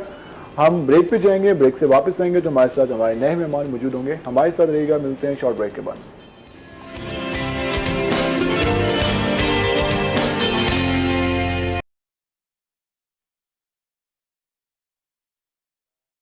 प्रोग्राम के आगाज में बात की, हमारे साथ मेहमान मौजूद थे। अब हमारे प्रोग्राम के दूसरे सेगमेंट में हमारे साथ हमारे नए मेहमान मौजूद हैं। हम आपका उनसे तारुफ करा दें। पाकिस्तान पीपल पार्टी के सीनियर रहनुमा हैं, साबिक MP हैं बाबू नफीस अंसारी साहब। अंसारी साहब, आपको खुश आमदीद। शुक्रिया। उम्मीद है आप खैरियत से होंगे। आज हम आपसे बहुत सारी बातें भी करेंगे और लोगों के गिले शिकवे भी आपसे जानेंगे कि लोग देंगे। और उनके साथ हमारे दूसरे मेहमान मौजूद हैं। जिस तरह एशिया कप जारी है और एशिया कप में पाकिस्तानी टीम की परफॉर्मेंस इस बार कमाल है और किस तरह मुश्किल में जाकर मैच जीतना और आखिरी गेंद तक, आखिरी बॉल तक फाइट करना, इस बार पाकिस्तानी टीम कोई नए ट्रेंड मुतारिफ करा रही है। इस पर हम तजिया लेंगे। हमारे साथ हमारे सीनियर स्पोर्ट तजिया निगार मौजूद हैं, सीनियर साफी भी हैं और स्पोर्ट में काफ़ी काम किया है मुल्तान में। उसके अलावा जो हमारे मुल्तान से जो खिलाड़ी गए हैं हमारी इंटरनेशनल टीम में, उनको मुतारिफ करने में काफ़ी अहम किरदार है। अरशद सलीम साहब, अरशद सलीम साहब खुश आमदीद आपको। मुबारकबाद, कल पाकिस्तान जीत गया। स्पोर्ट्समैन की हैसियत से कैसा लगा कि मैच देखकर? बहुत एंजॉय किया है, एंजॉय किया, पूरी कौम ने एंजॉय किया है। बात तो पहले मैचों में लगता था कि यार नामुमकिन बात थी, जिसको अल्लाह ताला ने मुमकिन बना दिया। और आखिरी बॉल पे आखिर जब ओवर से स्टार्ट किया तो उसने फुल टासे मार दे। उसके बाद उन्हीं बॉलों पे कंफ्यूज ही हो गया था, उससे समझ नहीं आई थी मैं जॉर्ज मारूं या। सूरत हाल ऐसी थी कि अगर पहला छक्का तो उन्होंने नसीम शाह ने मार दिया, अगर दूसरा छक्का चंद फुट अंदर गिर जाता, दूसरी जो शॉट है चंद फुट अंदर गिर जाती, विकेट गई, वो चौका अगर हो जाता, ठीक है, तो मैच टाई हो गया था। अच्छा, वो जो एक सनसनीखेज, क्योंकि उस वक्त 125 स्कोर था। वो जो हम कहते हैं गिरगिट की तरह रंग बदलना और मैच की सूरत हाल बदलना, वो मैच टाई हो जाता। कल हमने देखा। अच्छा, अगर टाई हो जाता तो एवरेज की बुनियाद पर अफगानिस्तान जीत गया था, क्योंकि उनकी 6 विकेटें गिरी थी, हमारी 9 विकेटें। और उसके बाद फिर इंडिया के दोबारा चांस बन जाते हैं। फिर यह है कि वो इंडिया के फाइनल में पहुंचने के चांसेस बढ़ जाते। और हमने देखा कि कल इंडिया के जो स्पोर्ट्स के हवाले से तजियाकार थे वो काफी एक्साइटेड थे। वो जब विकेटें गिर रही थी तो वो उनकी जो तजिए चल रहे थे, हमने सोशल मीडिया पे भी देखा, वहां तो खुशियां थी, लेकिन आखिर में सारी खुशियों में पानी फेर दिया नसीम शाह ने। उसमें 2 छक्कों की बहुत ज्यादा अहमियत इस लिहाज से है कि नसीम शाह के ने 2 छक्के मारकर 2 मुल्कों को फाइनल से आउट कर दिया। 2 मुल्कों को, अफगानिस्तान को और इंडिया को। और दोनों जो एक छक्का मारा अफगानिस्तान को आउट कर दिया और दूसरा छक्का इंडिया, वो फाइनल पहुंचने के उसके चांसेस खत्म हो गए। दूसरे छक्के पर इंडिया को फर्क। और दोनों माशाल्लाह हम सारे हमारे हम स्पोर्ट्स के हवाले से भी मजीद बातें करेंगे। और जिस तरह कल मैच हुआ, यकीन पूरी कौम इस पर खुश थी और जिस अंदाज में मैच को लेकर चला गया, पाकिस्तान टीम की विकेटें गिर भी रही थी, उस वक्त सारे कह रहे थे कि यार क्या किस तरह से खेल रहे हैं, क्यों इस तरह से आउट होते जा रहे हैं बार बार। आगे से टीम अफगानिस्तान की थी, लेकिन उसके बाद हमने देखा कि आखिर में जाकर जो नसीम शाह ने परफॉर्म किया और जो छक्के लगाए, और किसी ने इसको जवेद मियां दाद से मंसूब किया और किसी ने कहा कि इस तरह खेलना यकीनन पाकिस्तानी टीम ही ऐसा परफॉर्म कर सकती है। अंसारी साहब, हम आपके पास आएंगे, हम बातें भी करेंगे, उसके साथ साथ इलेक्शन के हवाले से जरा बात कर लें। 11 सितंबर को 2 टाकरे होने जा रहे हैं। एक तो पाकिस्तान और श्रीलंका का फाइनल होने जा रहा है और उसके अलावा मुल्तान में भी एक टाकरा होने जा रहा है, पाकिस्तान तहरीक इंसाफ और पाकिस्तान पीपल पार्टी का, जो कि PDM के मुश्तरका उम्मीदवार हैं अली मूसा गिलानी, और पाकिस्तान तहरीक इंसाफ से मेहरबान कुरैशी। उनका भी आपस में एक मुकाबला है और सख्त मुकाबला है, और यहाँ भी सख्त मुकाबला है। पूरे मुल्क में इस तरह का माहौल बना हुआ है। अंसारी साहब, अगर 11 सितंबर के टाकरे की बात करें इलेक्शन के हवाले से, कंपेन कैसी जा रही है? अल्लाह का फजल है, अली मूसा गिलानी जवान बच्चा है और जिस जुर्रत से और जिस हिम्मत से वो कैंपेन कर रहा है, वो उसकी अपनी रंग है। अली मूसा गिलानी खानदान में एक अब तो चमकता सितारा नहीं, अब तो मून कहूँगा, क्योंकि जब से उसने इलेक्शन लड़ा है पहला, उसके बाद से वो अपने हल्के में इन रहा है। बल्कि 18 के इलेक्शन के बाद चंद हजार वोटों से वो आए थे। उससे पहले भी, उससे पहले भी कि MNA थे 18 से पहले के इलेक्शन में, जब उनके बाद डिस्क्वालीफाई हुए थे, तो बैसीर वजीर आजम جو ان کے ساتھ زیادتی ہوئی تھی اس کے بعد وہ میدان میں آیا ہے اور اس وقت سے وہ کنٹینیوٹی میں پبلک سے ان کا ایک مسلسل رابطہ رہا ہے، ہر غمی خوشی پر جاتا رہا ہے اور اس نے اپنے حلقے کو نہیں چھوڑا. نہ صرف یہ بلکہ ان کے جو 2 یا 3 حلقے ملتے ہیں جو 2018 میں کے الیکشن میں تھے ان تینوں میں وہ بڑا سرگرم رہا ہے، چاہے وہ N154 ہو، چاہے ہم نے دیکھا کہ وہ آپ کا 57 ہو یا 57 ہو، ہاں وہ تو لنکڈ حلقے تھے نا، اس میں اس نے بڑی. اچھا آپ بات کریں کہ وہ اپنے حلقے میں ان رہا، ہم ذرا پولیٹیشین کے کردار کے حوالے سے بات کر رہے ہیں. پولیٹیشین سے ہم تنقید بہت کرتے ہیں، ہم کہتے ہیں کہ یار ہمارے پولیٹیشین ایسے، ہمارے پولیٹیشین پبلک کے لیے کام نہیں کرتے، ہمارے پولیٹیشین پرسنل انٹرسٹ کے لیے کام کرتے ہیں. لیکن ایک چیز تو ہم دیکھیے کہ وہ پولیٹیشین ہی ہوتے ہیں چاہے وہ جس جماعت کے بھی ہوں، وہ اپنے لوگوں میں رہنا پسند کرتے ہیں اور جو لوگوں میں رہتا ہے وہ پھر سیٹ بھی جیتتا ہے، وہ پھر ایوانوں میں بھی جاتا ہے، اور جو لوگوں سے کاٹا ہوتا ہے وہ پھر سیٹ نہیں نکال پاتا. تو پولیٹیشین کے لیے آپ بھی ایک سیاسی رہنما ہیں، آپ نے بھی الیکشن کنٹیسٹ کیے، جیتے بھی اور ہارے بھی، تو پولیٹیشین کا عوام میں رہنا کتنا لازمی ہے، عوام کے دکھ درد میں شامل ہونا کتنا لازمی ہوتا ہے؟ اب تو بہت ہی ضروری ہو گیا ہے. پہلے یہ تھا کہ ہر الیکشن جو ہے اپنا ایک نئی روایت اور نئے حالات دیکھ کے ہوتا ہے. 1985 کا الیکشن اب دیکھیں اس سسٹم میں تو اس وقت ہم نے دیکھا کہ دریوں پر لوگ بیٹھ کے اس وقت وہ اویئرنیس تھی، ہمیشہ رہی ہے، لیکن وہ کمپین کے حوالے سے لوگ جو وعدہ کرتے تھے اس کے مطابق چلتے تھے. اس میں برادریوں کے زیادہ اثرات تھے، دوستی اور بھائی چارے کا زیادہ تعلق تھا. جو ایک وعدہ اس دور میں وہ کیا کرتے تھے کہ میں نے ووٹ دینا، اس پر قائم دائم رہتے تھے. اس کے بعد تھوڑا سا پولیٹیکل آپ بات کریں ووٹ دینا، اس پہ قائم رہتے تھے. لوگ ابھی بھی ووٹ دیتے ہیں لیکن ہمارے پولیٹیشین اس طرح سے ان کی جو توقعات ہیں ان پر پورا نہیں اتر پاتے. نہیں، اس کے ساتھ گریجولی جب ترقی ہوئی تو پارٹی ووٹ زیادہ ہوتا گیا نا. پہلے تو دیکھتے تھے کہ فلاں برادری کا کتنا ووٹ ہے، ڈسائسو فیکٹر ان کے پاس آ جایا کرتا تھا کہ ایک برادری کا آدمی 10-20 ہزار ووٹ لے کے چلتا ہے تو اس کے بعد آگے چلتا تھا. لیکن اس کے بعد جو سسٹم بدلا 1985 کے الیکشن کے بعد پھر گریجولی، کیونکہ کسی بھی گورنمنٹ نے 1999 تک اپنا پوری نہیں کی، 2-3 سال کا سسٹم چلتا رہا، وہی 58 کا استعمال ہوتا رہا. ہماری سیاسی جماعتوں سے ایک جو زیادتی ہوئی، وہ جو غیر جماعتی الیکشن کا ایک متعارف کرایا گیا ٹرینڈ، وہ کتنا زیادہ مشکل تھا. اس نے پارٹی کو کتنا نقصان پہنچایا. جو پارٹیز تھی، لوگوں کا جو ایک پارٹی کے بیس پہ، ایک منشور کے بیس پہ ووٹ دیتے تھے، پھر وہ شخصیات آ گئی. ظاہر ہے، لیکن اس وقت شخصیت الیکشن میں جو معاملات تھے وہ شخصیت الیکشن تھا، اور اس وقت کوئی ایسی الیکشن جو ہوئے ہیں لیکن اس میں وہ قیادت جو ابھری اس میں کسی حد تک نقصان بھی ہوا ہے. لیکن ایک بات آپ مانیں گے کہ اس وقت جو حکومت کے حامی اراکین اسمبلی تھے، خاص کر وزراء، وہ سارے شکست کھا گئے تھے اس الیکشن میں. ہاں، جہانگیر آپ کو دیکھیں، یہ اس کا والد صاحب خرم دستگیر صاحب گجرانوالے سے الیکشن آ گئے، سمرو منسٹر تھے سندھ سے. تقریباً ان کے جو پبلک دیکھتی ہوتی ہے اور پبلک ریئیکٹ بھی کرتی ہے. ریئیکٹ تو لازمی کرتی ہے. ریئیکٹ کا سسٹم 1985 میں مختلف تھا. اب چونکہ ان 2020 کے الیکشن میں یہ جو اب الیکشن 11 ستمبر کا آ رہا ہے، یہ الیکشن پھر پارٹی الیکشن بنا ہے. اس میں بیک گراؤنڈ بھی دیکھے جاتے ہیں. ڈسائسو فیکٹر جو ہوتا ہے، جو آدمی کو جتواتا ہے، جس طرح یہ دنگل آپ کا لگا ہوا ہے برابر کے الیکشن میں، وہ اس کو ڈسائسو فیکٹر اس کا اپنی محنت ہوگی، کینڈیڈیٹ اور کینڈیڈیٹ کی محنت ہوتی ہے، اور انشاءاللہ تعالیٰ علی موسیٰ بہترین طریقے سے محنت. لیکن اس کے ساتھ فیکٹرز بھی بہت سارے انوالو ہوتے ہیں. ایک تو محنت ہوتی ہے، ساتھ فیکٹرز میں ایک انفلیشن سب سے اہم رول ہے. اور اب دونوں پارٹیز کیش کر رہی ہیں. یہ کہتی ہے کہ پاکستان تحریک انصاف کہتی ہے کہ یہ جو ابھی حکومت آئی ہے اس کی وجہ سے یہ سارا کچھ ہے، اور پی ڈی ایم کہتی ہے کہ جی آپ کی پالیسیوں کی وجہ سے یہ کچھ ہے. پبلک سوچو بچار میں، لیکن پبلک انفلیشن کا شکار ہے، مہنگائی ہے.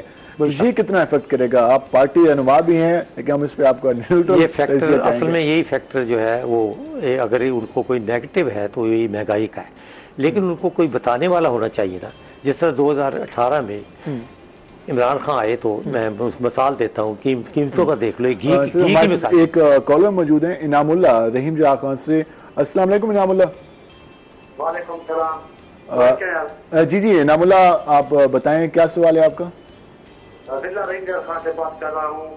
ہمارے حلقے میں جو امیدوار جیت جاتے ہیں وہ ہمارے سے نہیں، ہماری سڑکیں، ہمارے جو پالیسیاں ہوتی ہیں وہ ادھر نہیں آتے. جو وعدے کر جاتے ہیں وہ وعدے پورے نہیں کرتے، اور ہم 5 साल उसका इंतजार करते हैं। इनामुल्लाह, 5 साल के बाद हो जाए। हम यही बात पूछेंगे। और मैं भी रहीम जहाँ खान गया था खानपुर और चाचनाची और बाकी इलाकों में, तो वहाँ पर काफ़ी ज़्यादा पसमानदगी देखी।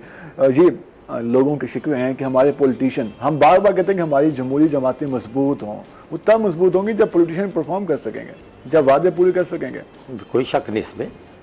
वो मेन काउंट वही करता है सिस्टम के, जो कैंडिडेट है उसका अपना ज़ाती करैक्टर भी हो और उसके साथ आवाम के साथ जितने भी मुंसलिक रहता वो रहे।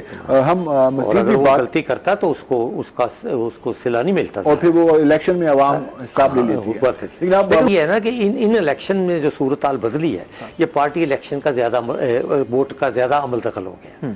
और ये अच्छी बात है। हाँ, बात तो अच्छी है, लेकिन किसी इसका डीमेरिट्स भी अपनी जगह आता है कि बाज लोग आके वहीं से इक़्तिदार से जो पार्टी जीत रही हो उसके साथ मुंसलिक होने की कोशिश करते हैं और वहां से टिकट ले लेते हैं। उससे वो उसकी जो है वो जो उनकी पिछले इलेक्शन में पिछले उसकी आपके मेंबर कोताहियां थी वो दब जाती है। हम इस पर मजीद भी बात करेंगे। हम जरा आते हैं एशिया कप के हवाले से, और जो इस हवाले से परफॉर्मेंस पाकिस्तानी टीम की जारी है, इस पर भी बात करेंगे। उसके साथ एशिया कप की तारीख के हवाले से भी बात करेंगे। अच्छा सलीम साहब, मैचेस तो हमारे नौजवान, हमारी पूरी कौम एंजॉय कर रही है। मुश्किल टाइम है, इन्फ्लेशन है, महंगाई है, लेकिन वो जो खुशियों, हम कहते हैं यार खुशियां शायद हमसे रूट सी गई थी, वो लगता है कि वो इस शक्ल में वापस आई है हमारी टीम की अच्छी परफॉर्मेंस से। पहले तो जरा हम बात कर लेते हैं एशिया कप के हवाले से। एशिया कप की अगर तारीख के हवाले से बात करें, अबू धाबी और उससे मुत्तहिदा अरब अमारात में मैचेस का इनेकाद हो रहा है, तो इसकी तारीख क्या है, कहाँ से शुरू हुआ और अब जो सिलसिला जारी है? पाकिस्तानी टीम की परफॉर्मेंस हमेशा से ऐसी रही है? बाज़ कदम में ऐसी परफॉर्मेंस देखी पूरी कौम कहती है यार क्या परफॉर्म किया इन्होंने। एशिया के क्रिकेट खेलने वाले ममालिक का एक इजलास 19 सितंबर 1983 को नई दिल्ली में तलब किया गया। ठीक है। जिसमें उन तमाम ममालिक के नुमाइंदों ने बैठ के ये तय किया कि एशिया की सतह पर क्रिकेट की तंजीम बननी चाहिए। आईसीसी से हट के एशिया कप के वाले तो वो उस वक्त एशिया क्रिकेट कॉन्फ्रेंस की तश्कील अमल में आई।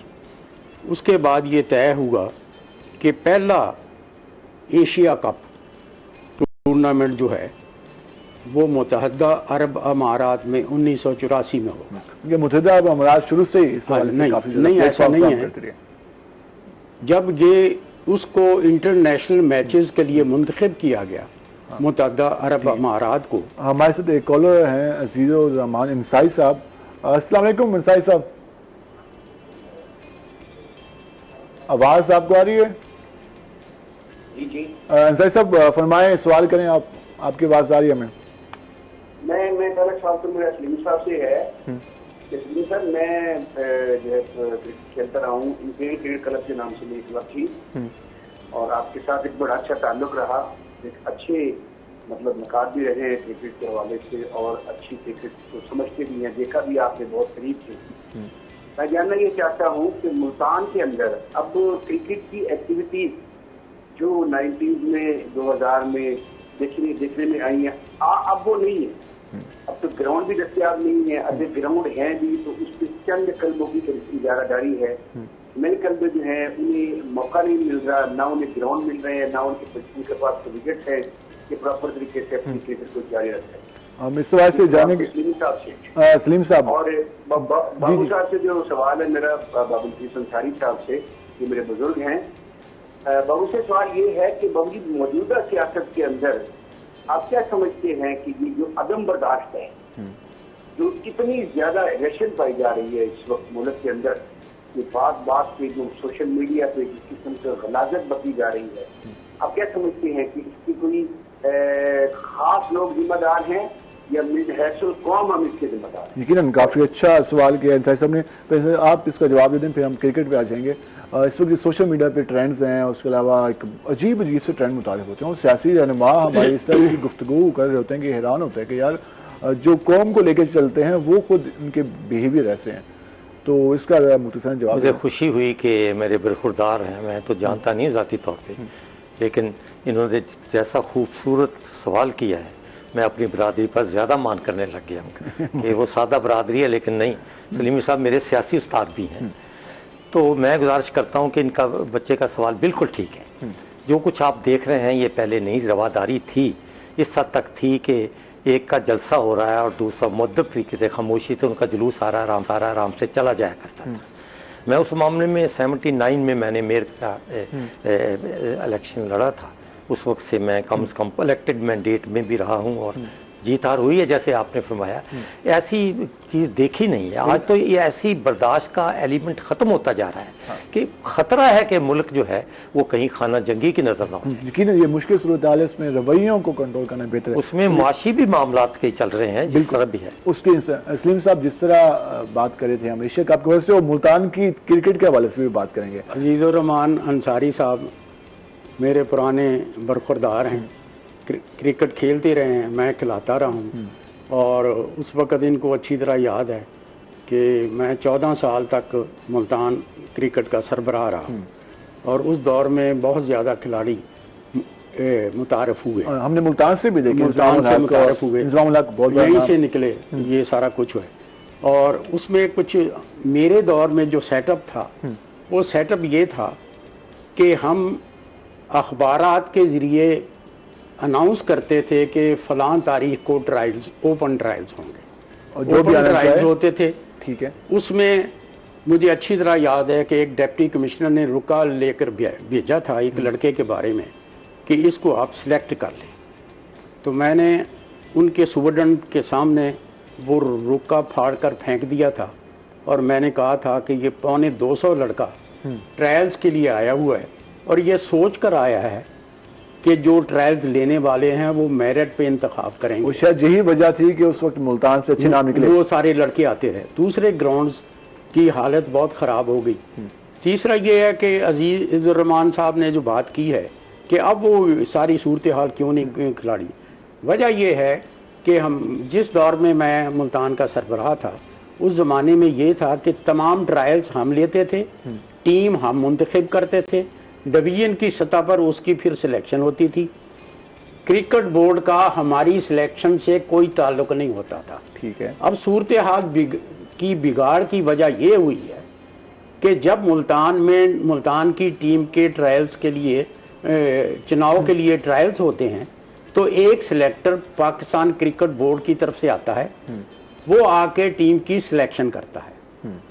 وہ جو بندہ جو پورے سال تک یہاں نہیں آتا اسے کھلاڑیوں کی پرفارمنس کے بارے میں کیا پتا ہے.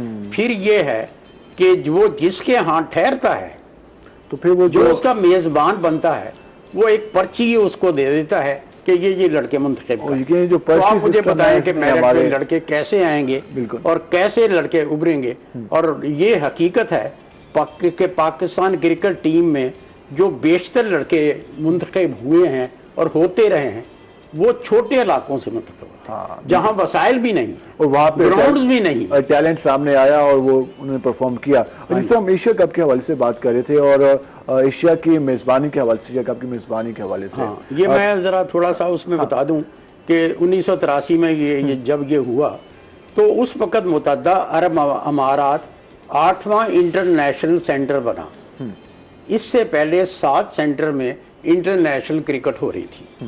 Pakistan, Bharat, Sri Lanka, West Indies, Australia, England, New Zealand, یہ وہ ممالک تھے جہاں آلریڈی انٹرنیشنل میچز ہو رہے تھے. تو یہ 8واں سینٹر 1984 میں بنا. تو 3 ملکوں نے اس میں حصہ لیا، سری لنکا، پاکستان اور اپنے بھارت.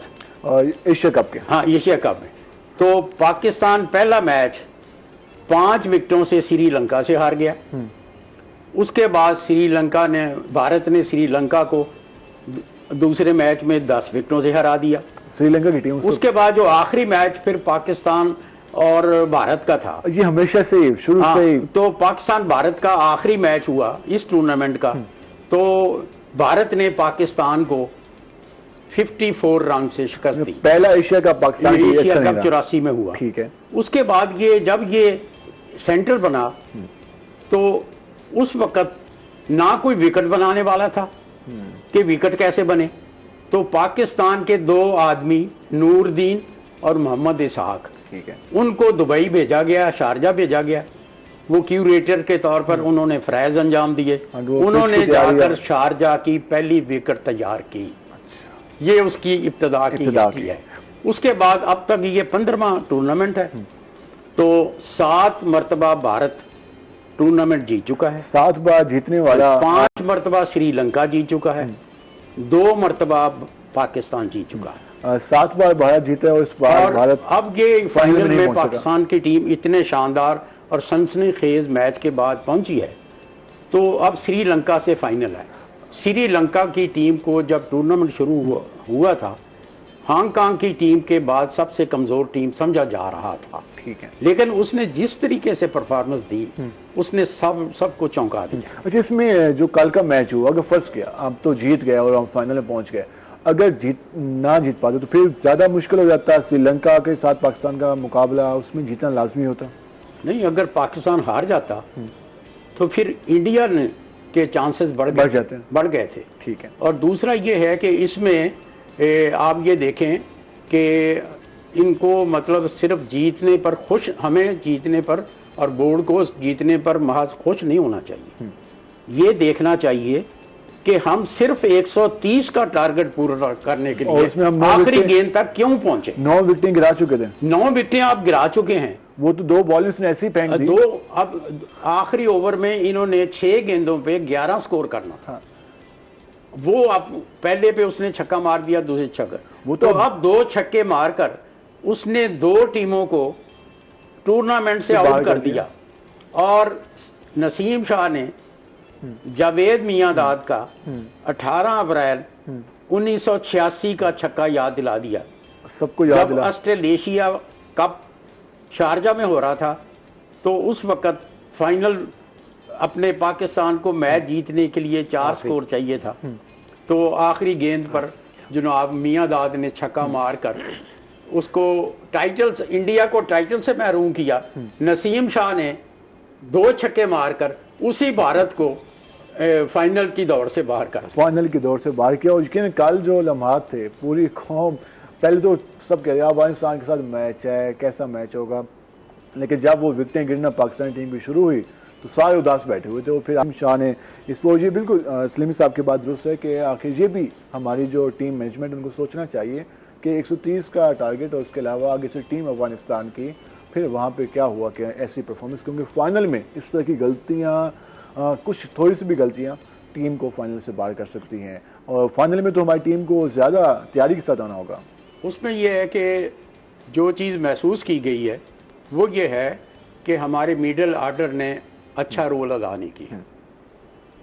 जिस खिलाड़ी को हमने भेजा था, 2 खिलाड़ी आउट होने के बाद, उसका टारगेट ये था कि तुमने 20 गेंदों पर कम से कम 30-35 स्कोर करना है।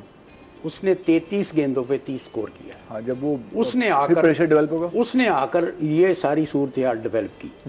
तो अब ये सोचने वाली बात है कि जो फखरे ज़मां है वो आउट ऑफ फॉर्म है, उनकी परफॉर्मेंस को बार-बार क्यों खिलाया जा रहा है, जबकि हैदर अली जैसा बेहतरीन बैट्समैन बाहर बैठा। यकीनन इसमें फखर ज़मान की जो हमने परफॉर्मेंस देखी उसमें कुछ बेहतर नहीं रही। अगर वो आउट ऑफ फॉर्म है तो फिर बार बार मैचों में शामिल होना, उसके बाद उसका फिर पूरी टीम को फिर वो सारा लेके चलना पड़ता है। अब देखते हैं फाइनल में क्या टीम बनती है। हम ब्रेक पे जाएंगे, ब्रेक से वापस आएंगे तो मजीद बात करेंगे 11 सितंबर के टाकरे के हवाले से, मुल्तान में भी, और जो मुझेदार अमारात में होने जा रहा है क्रिकेट के हवाले से, इस पर बात होगी। हमारे साथ रहेगा, मिलते हैं शॉर्ट ब्रेक के बाद।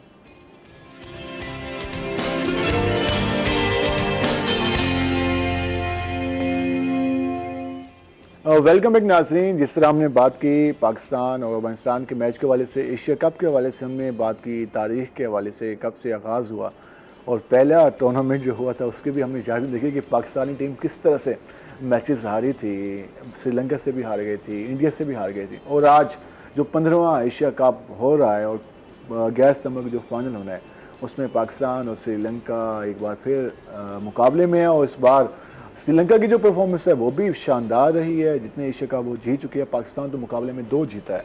तो अब देखना है 11 सितंबर क्या होगा। और दूसरा, हमने इलेक्शन के हवाले से भी बात की कि मुल्तान में भी एक इलेक्शन सजने को तैयार है, वहाँ भी मुकाबला है, वहाँ भी एक कंपटीशन है। गिलानी ख़ानदान और कुरैशी ख़ानदान आपस में मद्दे मुकाबिल हैं। पार्टीज़ کی آپ کو سیاست بھی سامنے ہے, برادری کی سیاست بھی سامنے ہے.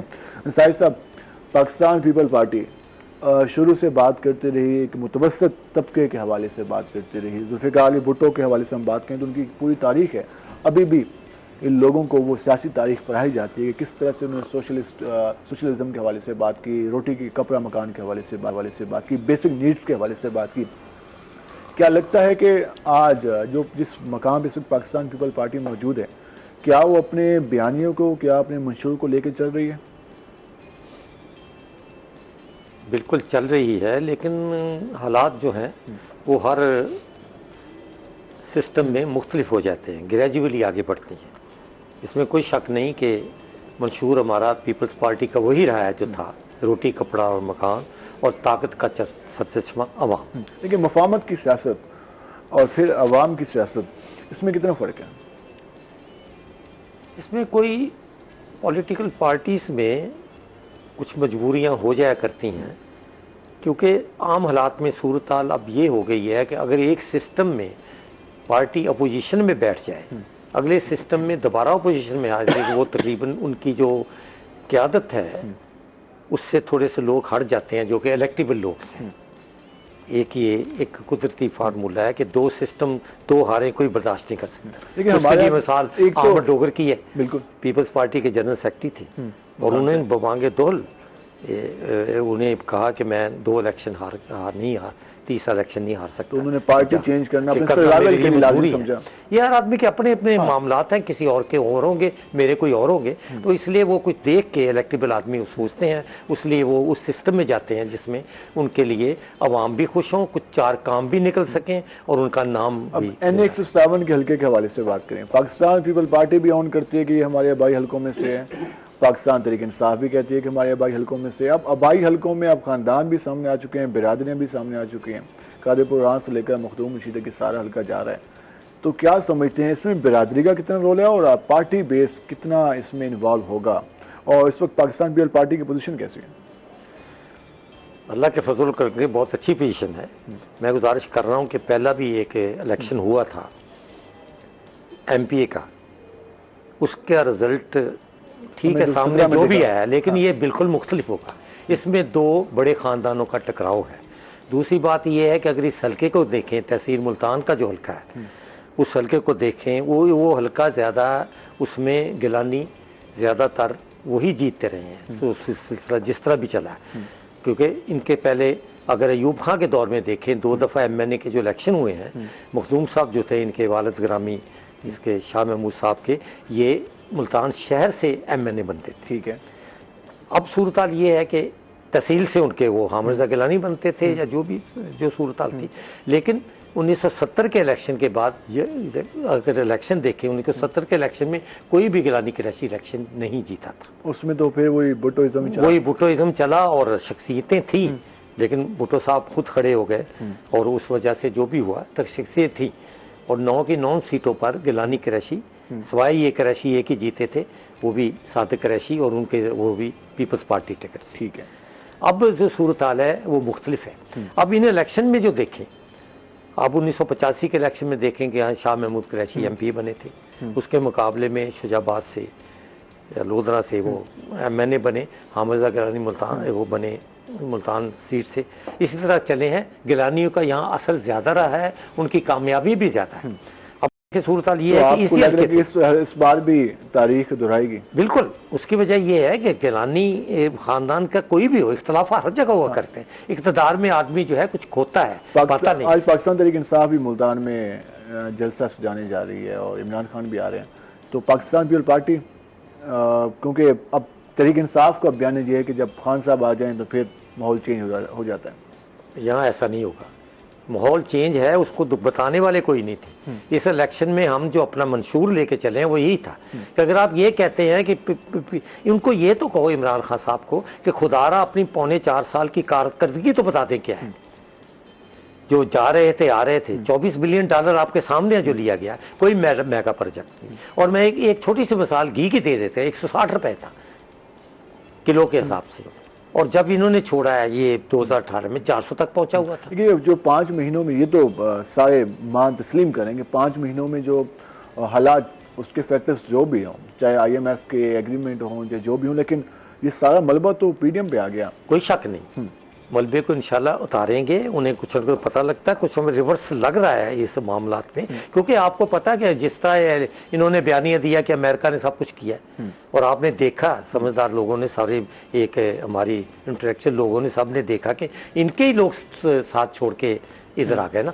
اب انشاءاللہ تعالی یقین کریں 11 جو ستمبر کی ایوننگ ہوگی، ایٹ اے ٹائم یہ الیکشن شروع ہوگا، ان کا رزلٹ آنا شروع ہوگا، اور 7 بجے ان کے بھی ہوں گے.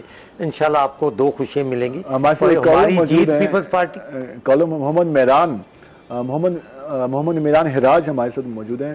محمد میران ہراج، کیسے ہیں آپ؟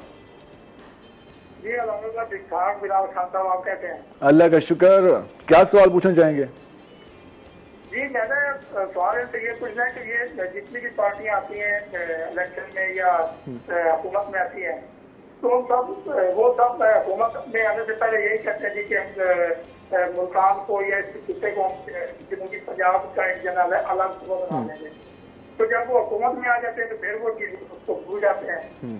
تو یہ میرا ان سے سوال ہے کہ کیا پیپلز پارٹی کے منشور میں یہ چیز ہے، اور اگر یہ اگر اقتدار میں آ جاتے ہیں تو کیا یہ اس سے جنوبی پنجاب کو صوبہ بنا پائیں گے؟ جنوبی پنجاب کو صوبہ بنا پائیں گے؟ یہ ایسا سوال ہے جو کہ ہمارے یہاں اس خطے کا بھی ضرورت ہے، اور بار بار ہماری سیاسی جماعتیں کیش کراتی ہیں. مجھے یاد ہے جب ایک دھڑا بنا تھا جنوبی پنجاب محاذ کے حوالے سے، انہوں نے بھی بات کی. پاکستان پیپل پارٹی بار بار یہ جماعت کہتی رہی کہ صرف ہم بنائیں گے جنوبی پنجاب صوبہ، لیکن ابھی تک ہم دیکھ رہے ہیں 18ویں ترمیم سے پہلے سینٹ نے پاس کر دیا تھا پچھلے کانسٹیٹیوشن امینڈمنٹ کے تحت کہ وہاں سے صوبے کی قرارداد منظور ہو گئی تھی.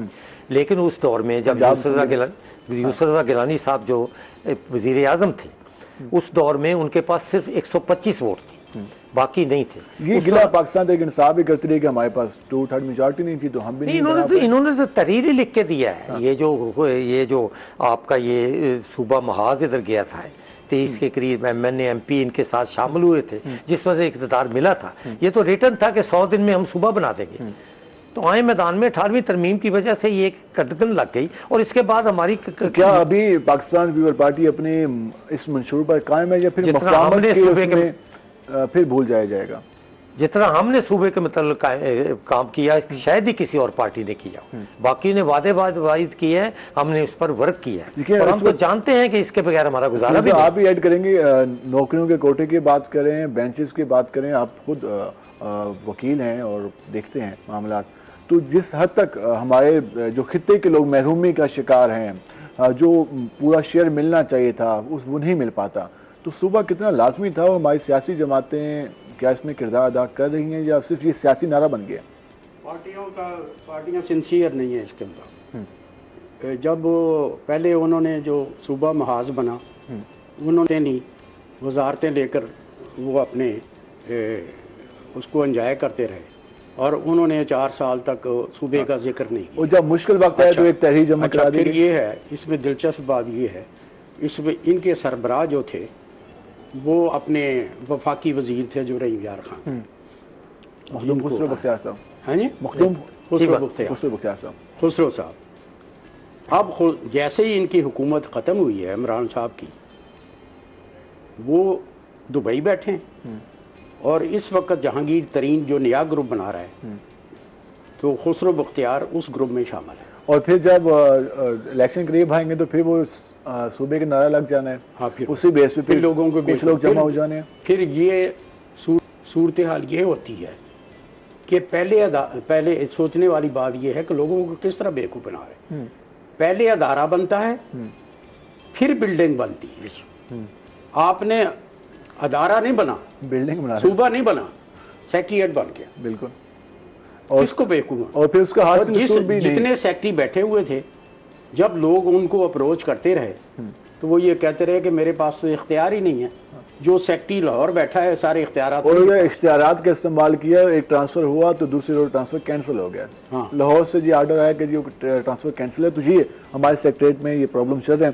سلیم صاحب صوبے کی بھی یہ بات کر رہے ہیں، ساؤتھ پنجاب کے حوالے سے بھی بات کر رہے ہیں. ایک کالونی میں بات کی کہ ملتان کی جو کرکٹ ہے، اگر پراپر شیئر ملتا رہے تو ہم کھیلوں کو کتنا فروغ دے رہے ہیں، کیونکہ ہم دیکھتے ہیں کہ ساؤتھ پنجاب میں ٹیلنٹ بہت زیادہ ہے. جب یہاں پہ مواقع نہیں ہوں گے, جب گراؤنڈز ہی نہیں ہوں گے, یہاں پر سلیکشن کے حوالے سے بھی چیزیں نہیں ہوگی, تو پھر ہمارے نوجوانوں کو موقع کیسے ملے گا؟ پھر ہمارے نوجوان کیسے ایشیا کپ جیسے مقابلوں میں جا کر ہماری انٹرنیشنل ٹیم میں جا کر پرفارم کر سکیں گے؟ پہلی نیائی صاحب بات یہ ہے کہ پہلی یہ کھلاڑیوں کے لیے فیسلٹیز پرووائڈ کرنا بہت ضروری ہے. ہمارے پاس یہ 2 گراؤنڈ ہیں, ایک یہ نویں شہر کا گراؤنڈ ہے, MCC گراؤنڈ ہو گیا, ایک ڈویژنل سپورٹس گراؤنڈ ہے. اور ڈویژنل سپورٹ گراؤنڈ آپ دیکھتے بھی ہوں گے, ہم بھی وہاں پر تو رات اندھیرے میں ڈوبی ہوتی ہے اور لگتے نہیں ہے کہ یہ کوئی گراؤنڈ ہے. اچھا, دوسری یہ ہے کہ ایک اور چیز جو محسوس کی گئی ہے, مجھے نہیں سمجھ آتی کہ سیاسی لیڈروں نے اس طرف توجہ کیوں نہیں کی. تحریک انصاف کی پارٹی کے جو سربراہ ہیں عمران خان, وہ سابق وزیر اعظم ہیں. انہوں نے وزیر اعظم بننے سے پہلے, جب الیکشن سے پہلے 18 کے الیکشن سے پہلے جتنی کمپین کی, جتنے جلسے کیے, جو انٹرنیشنل لیول کے بہت بڑے کھلاڑی تھے اور بہت بڑے آل راؤنڈر تھے, انہوں نے جتنے میں اپنے جلسے کیے وہ ان گراؤنڈز میں کیے اور وہاں گیمز کھیلی جاتی ہیں. اور وعدہ بھی کیا کہ سرگودے کے گراؤنڈ کو تباہ کیا انہوں نے جلسہ کر کے, گجراں والے کو تباہ کیا, اب سرگودے والے کو دوبارہ تباہ کیا, اب فیصل آباد کا گراؤنڈ تباہ کیا. مجھے بڑائی کرنے کی ضرورت نہیں, لیکن میں پورے یقین کے ساتھ کہہ سکتا ہوں کہ میں نے 14 سال کے دوران کسی سیاسی لیڈر کو یہ موقع پرووائڈ نہیں کیا کہ وہ میرے کرکٹ کے گراؤنڈ میں آ کر سیاسی جلسہ کرے. اور جب ایک وہاں پر کرکٹ گراؤنڈ میں جب اتنے سارے لوگ جمع ہو جاتے ہیں, اس کے بعد تو اس کی حالت عجیب سی. پھر آپ گیم کی کیا بات کرتے ہیں؟ پھر یہ کیا کہ جتنے ڈپارٹمنٹ کی ٹیمیں تھیں وہ ختم کر دی. آسٹریلیا کی مثال دی جس کی آبادی 2 کروڑ ہے, اس کو کمپیریزن کر رہے ہیں آپ 22 کروڑ کے ملک سے. اس کا نتیجہ یہ ہوا, آپ یہ سن کے حیران ہوں گے کہ ہمارے انٹرنیشنل لیول کے جو مختلف گیمز کے کھلاڑی تھے وہ کراچی میں رکشا چلا رہے تھے. بالکل ایسے ہی. اور ہم دیکھتے ہیں اولمپکس کی بات کر لیں, مزدوری کر رہے تھے. ہمارے پاس کتنے گولڈ میں آتے ہیں, ہم 1-2 گولڈ مشکل سے جیت پاتے ہیں گولڈ میڈل, اور پھر ہم کہتے ہیں کہ ہماری قوم نے 65% پاپولیشن نوجوانوں کی ہے, ہمارے پاس کتنے گولڈ میڈلسٹ آتے ہیں. ہاں جی, اسپورٹس میں. تو اس پہ یقیناً ان کو فیسلٹیز نہیں ہیں. اب یہ دیکھیں نا کہ انعام بٹ گولڈ میڈل لے کے آیا ہے, اس کے بعد یہ لڑکا ویٹ لفٹنگ میں لے کر آیا. تو اس چیز کو کسی بندے نے ریئلائز کیوں نہیں کیا کہ جب اس نے ایک انٹرویو کسی چینل پہ دیا ہے تو اس نے یہ کہا کہ میں گولڈ میڈل تو پاکستان کے لیے لے آیا ہوں لیکن میں جاب لیس ہوں. تو ہمارے ہاکی کے پلیئرز نے بھی یہ کہا تھا کہ ہم دال روٹی کھا کے تو پرفارم نہیں کر سکے, ہمیں جب گھر چلانے کے لیے بھی کچھ نہیں ہوگا تو ہم کس طرح سے مقابلے جیت سکتے ہیں. اس میں ہمارے اسپورٹ ڈپارٹمنٹ کو, ہماری حکومت کو اس میں رول ادا کرنا چاہیے. اس کے علاوہ جو ہمارے دیگر ادارے ہیں ان کو بھی سپورٹ کرنا چاہیے, اسپانسر ملنے چاہیے تاکہ وہ اسپورٹس کو فروغ مل سکے. انصاری صاحب, جس طرح سلیم صاحب نے بھی بات کی ساؤتھ پنجاب کے حوالے سے, اس خطے کی محرومی کے حوالے سے ہم ڈسکس کر رہے ہیں. پاکستان پیپل پارٹی کافی عرصے تک اپنا بیانیہ لے کے چلتی رہی. ساؤتھ پنجاب میں سیاست کی بات کریں کہ صوبہ دیں گے, اس کے علاوہ باقی معاملات وعدے تو ابھی تک پورے نہیں ہوئے, تو مزید کتنے انتظار اس خطے کے لوگ کریں گے؟ ہماری تو کانسٹیٹیوشن مجبوری تھی نا کہ وہاں امینڈمنٹ کا پروسیجر تھا کہ کس طرح صوبے بنائے جائیں گے. 18ویں ترمیم کے بعد صوبے کو پاور آ گئی, پہلے وہاں سے قرارداد ریزولیشن کی صورت میں جائے گی اور پھر وہاں سے سیٹ اپ آگے چلے گا, 2/3 میجورٹی ہوگی, آگے چلے گا. ہم نے تو پوری کوشش کی, دوسری جماعتوں سے ملے بھی, اور اس میں امینڈمنٹ کا آیا. اس دوران آپ کو پتا ہے کہ انہوں نے ڈیوائڈ کر دیا جس طرح بھی آپ نے بتایا. اصل مسئلہ صوبے بنانے کا تو یہ ہوتا ہے کہ یہاں کی اپنی ملازمتیں ملیں, چھوٹی سطح سے لے کے نائب کاسد سے اوپر تک ہمارے آدمی جائیں, اور اس کے بعد سارا سلسلہ چلے تاکہ ہمارا روزگار چلے, کہ اس میں ہمیں لاہور سے پنجاب کی حد تک جان چھٹ جائے. یہاں تو ایسا کچھ نہیں ہوا. اب جو بھی بنائے گئے ڈپٹی سیکٹری کی صورت میں, سیکٹری یہاں علیحدہ بنائے گئے, ایڈیشنل سیکٹری آئے, تو وہ تو آرام سے 3 دن تو لاہور میں رہتے ہیں, یہاں یہ پتہ نہیں کہاں رہ رہے ہیں کہاں نہیں رہ رہے. آپ یہ سمجھتے ہیں کہ جو ابھی سیٹ اپ بنایا گیا ساؤتھ پنجاب میں وہ اس طرح سے ڈیلیور نہیں کر سکتا؟ وہی جو نہیں کر ہی نہیں سکتا جس طرح میرے بھائی सलीमी भाई ने बताया कि जब तक पहले अदारे जो हैं वो पहले बनेंगे तो उसके साथ ही सब कुछ आएगा ना। अदारा भी बनाया नहीं गया और उसके साथ सेक्रेटरी पहले बन गया, तो ये तो इम्पॉसिबल है। तो फिर उसके नताज भी ऐसे ही ऐसे ही है। और हमने फ्लड में भी देखा कि हमारे जो सीएम साहब थे, हमारे चीफ सेक्रेटरी साहब पंजाब, वो जब आए तो उसके बाद ही यहाँ से लोग गए और वहाँ पे काम शुरू किया। यहाँ भी एडिशनल चार्ज सेक्रेटरी के पास थे और यहाँ भी सारा पूरा एक सेटअप मौजूद था, लेकिन वो परफॉर्म ही नहीं कर पा रहे थे। या उनकी बात नहीं सुनी जा रही थी, या उनके पास वसाइल नहीं थे, या उनके पास इख्तियारात नहीं थे। लाहौर की तरफ देखा जा रहा था कि वहाँ से कुछ ऑर्डर आए, वहाँ से चीजें आए, तो उसके बाद ही हम लोगों को हेल्प कर सके। तो आपने जाती तौर पर हाईलाइट किया था। हाँ। राजनपुर के जब आपने दौरा किया आ रहा था आपका, और उसमें हम बार बार दिखा रहे थे कि वहाँ पे क्या सूरत है। बिल्कुल ठीक। और साउथ पंजाब का अगर सुबह हो तो यकीन सारे सेक्टर वहीं पे होना चाहिए था। हाँ। और फिर उसमें एक चाशनी भी होती है, एक अपनी रूहानियत भी होती है।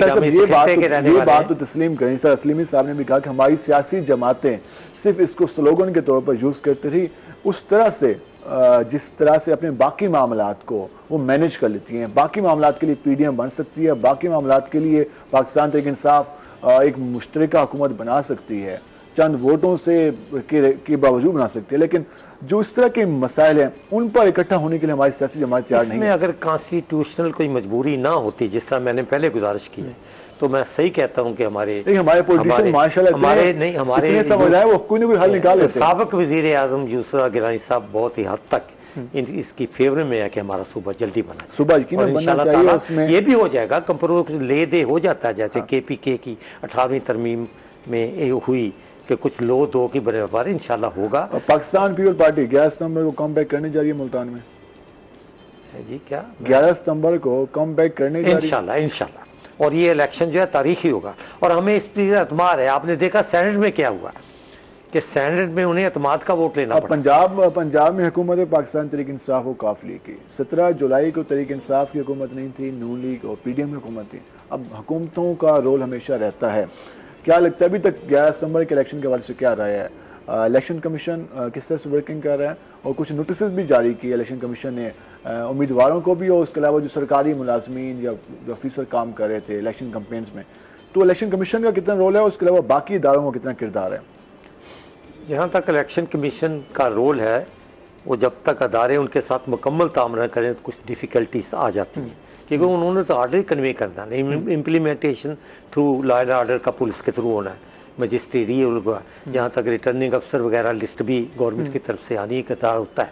लेकिन मैं समझता हूँ कि इस इलेक्शन में जहाँ तक हमने कुछ शिकायत जो आई थी उनकी तरफ से, उनका हमने तदारक किया है और इंशाल्लाह ताला इलेक्शन के दिन हम पोलिंग एजेंट्स भी अपने उस हिसाब से बताएंगे। उम्मीद है ये फौज जो है तैयार होगी और शाम तक आप मुतमईन है। हम देखते हैं 11 सितंबर को टाकरा लास्ट मिनट हमारे पास है, तो पाकिस्तान श्रीलंका मध्य मुकाबल क्या समझते हैं, कैसा टाकरा होने जा रहा है और टीम कैसी होनी चाहिए?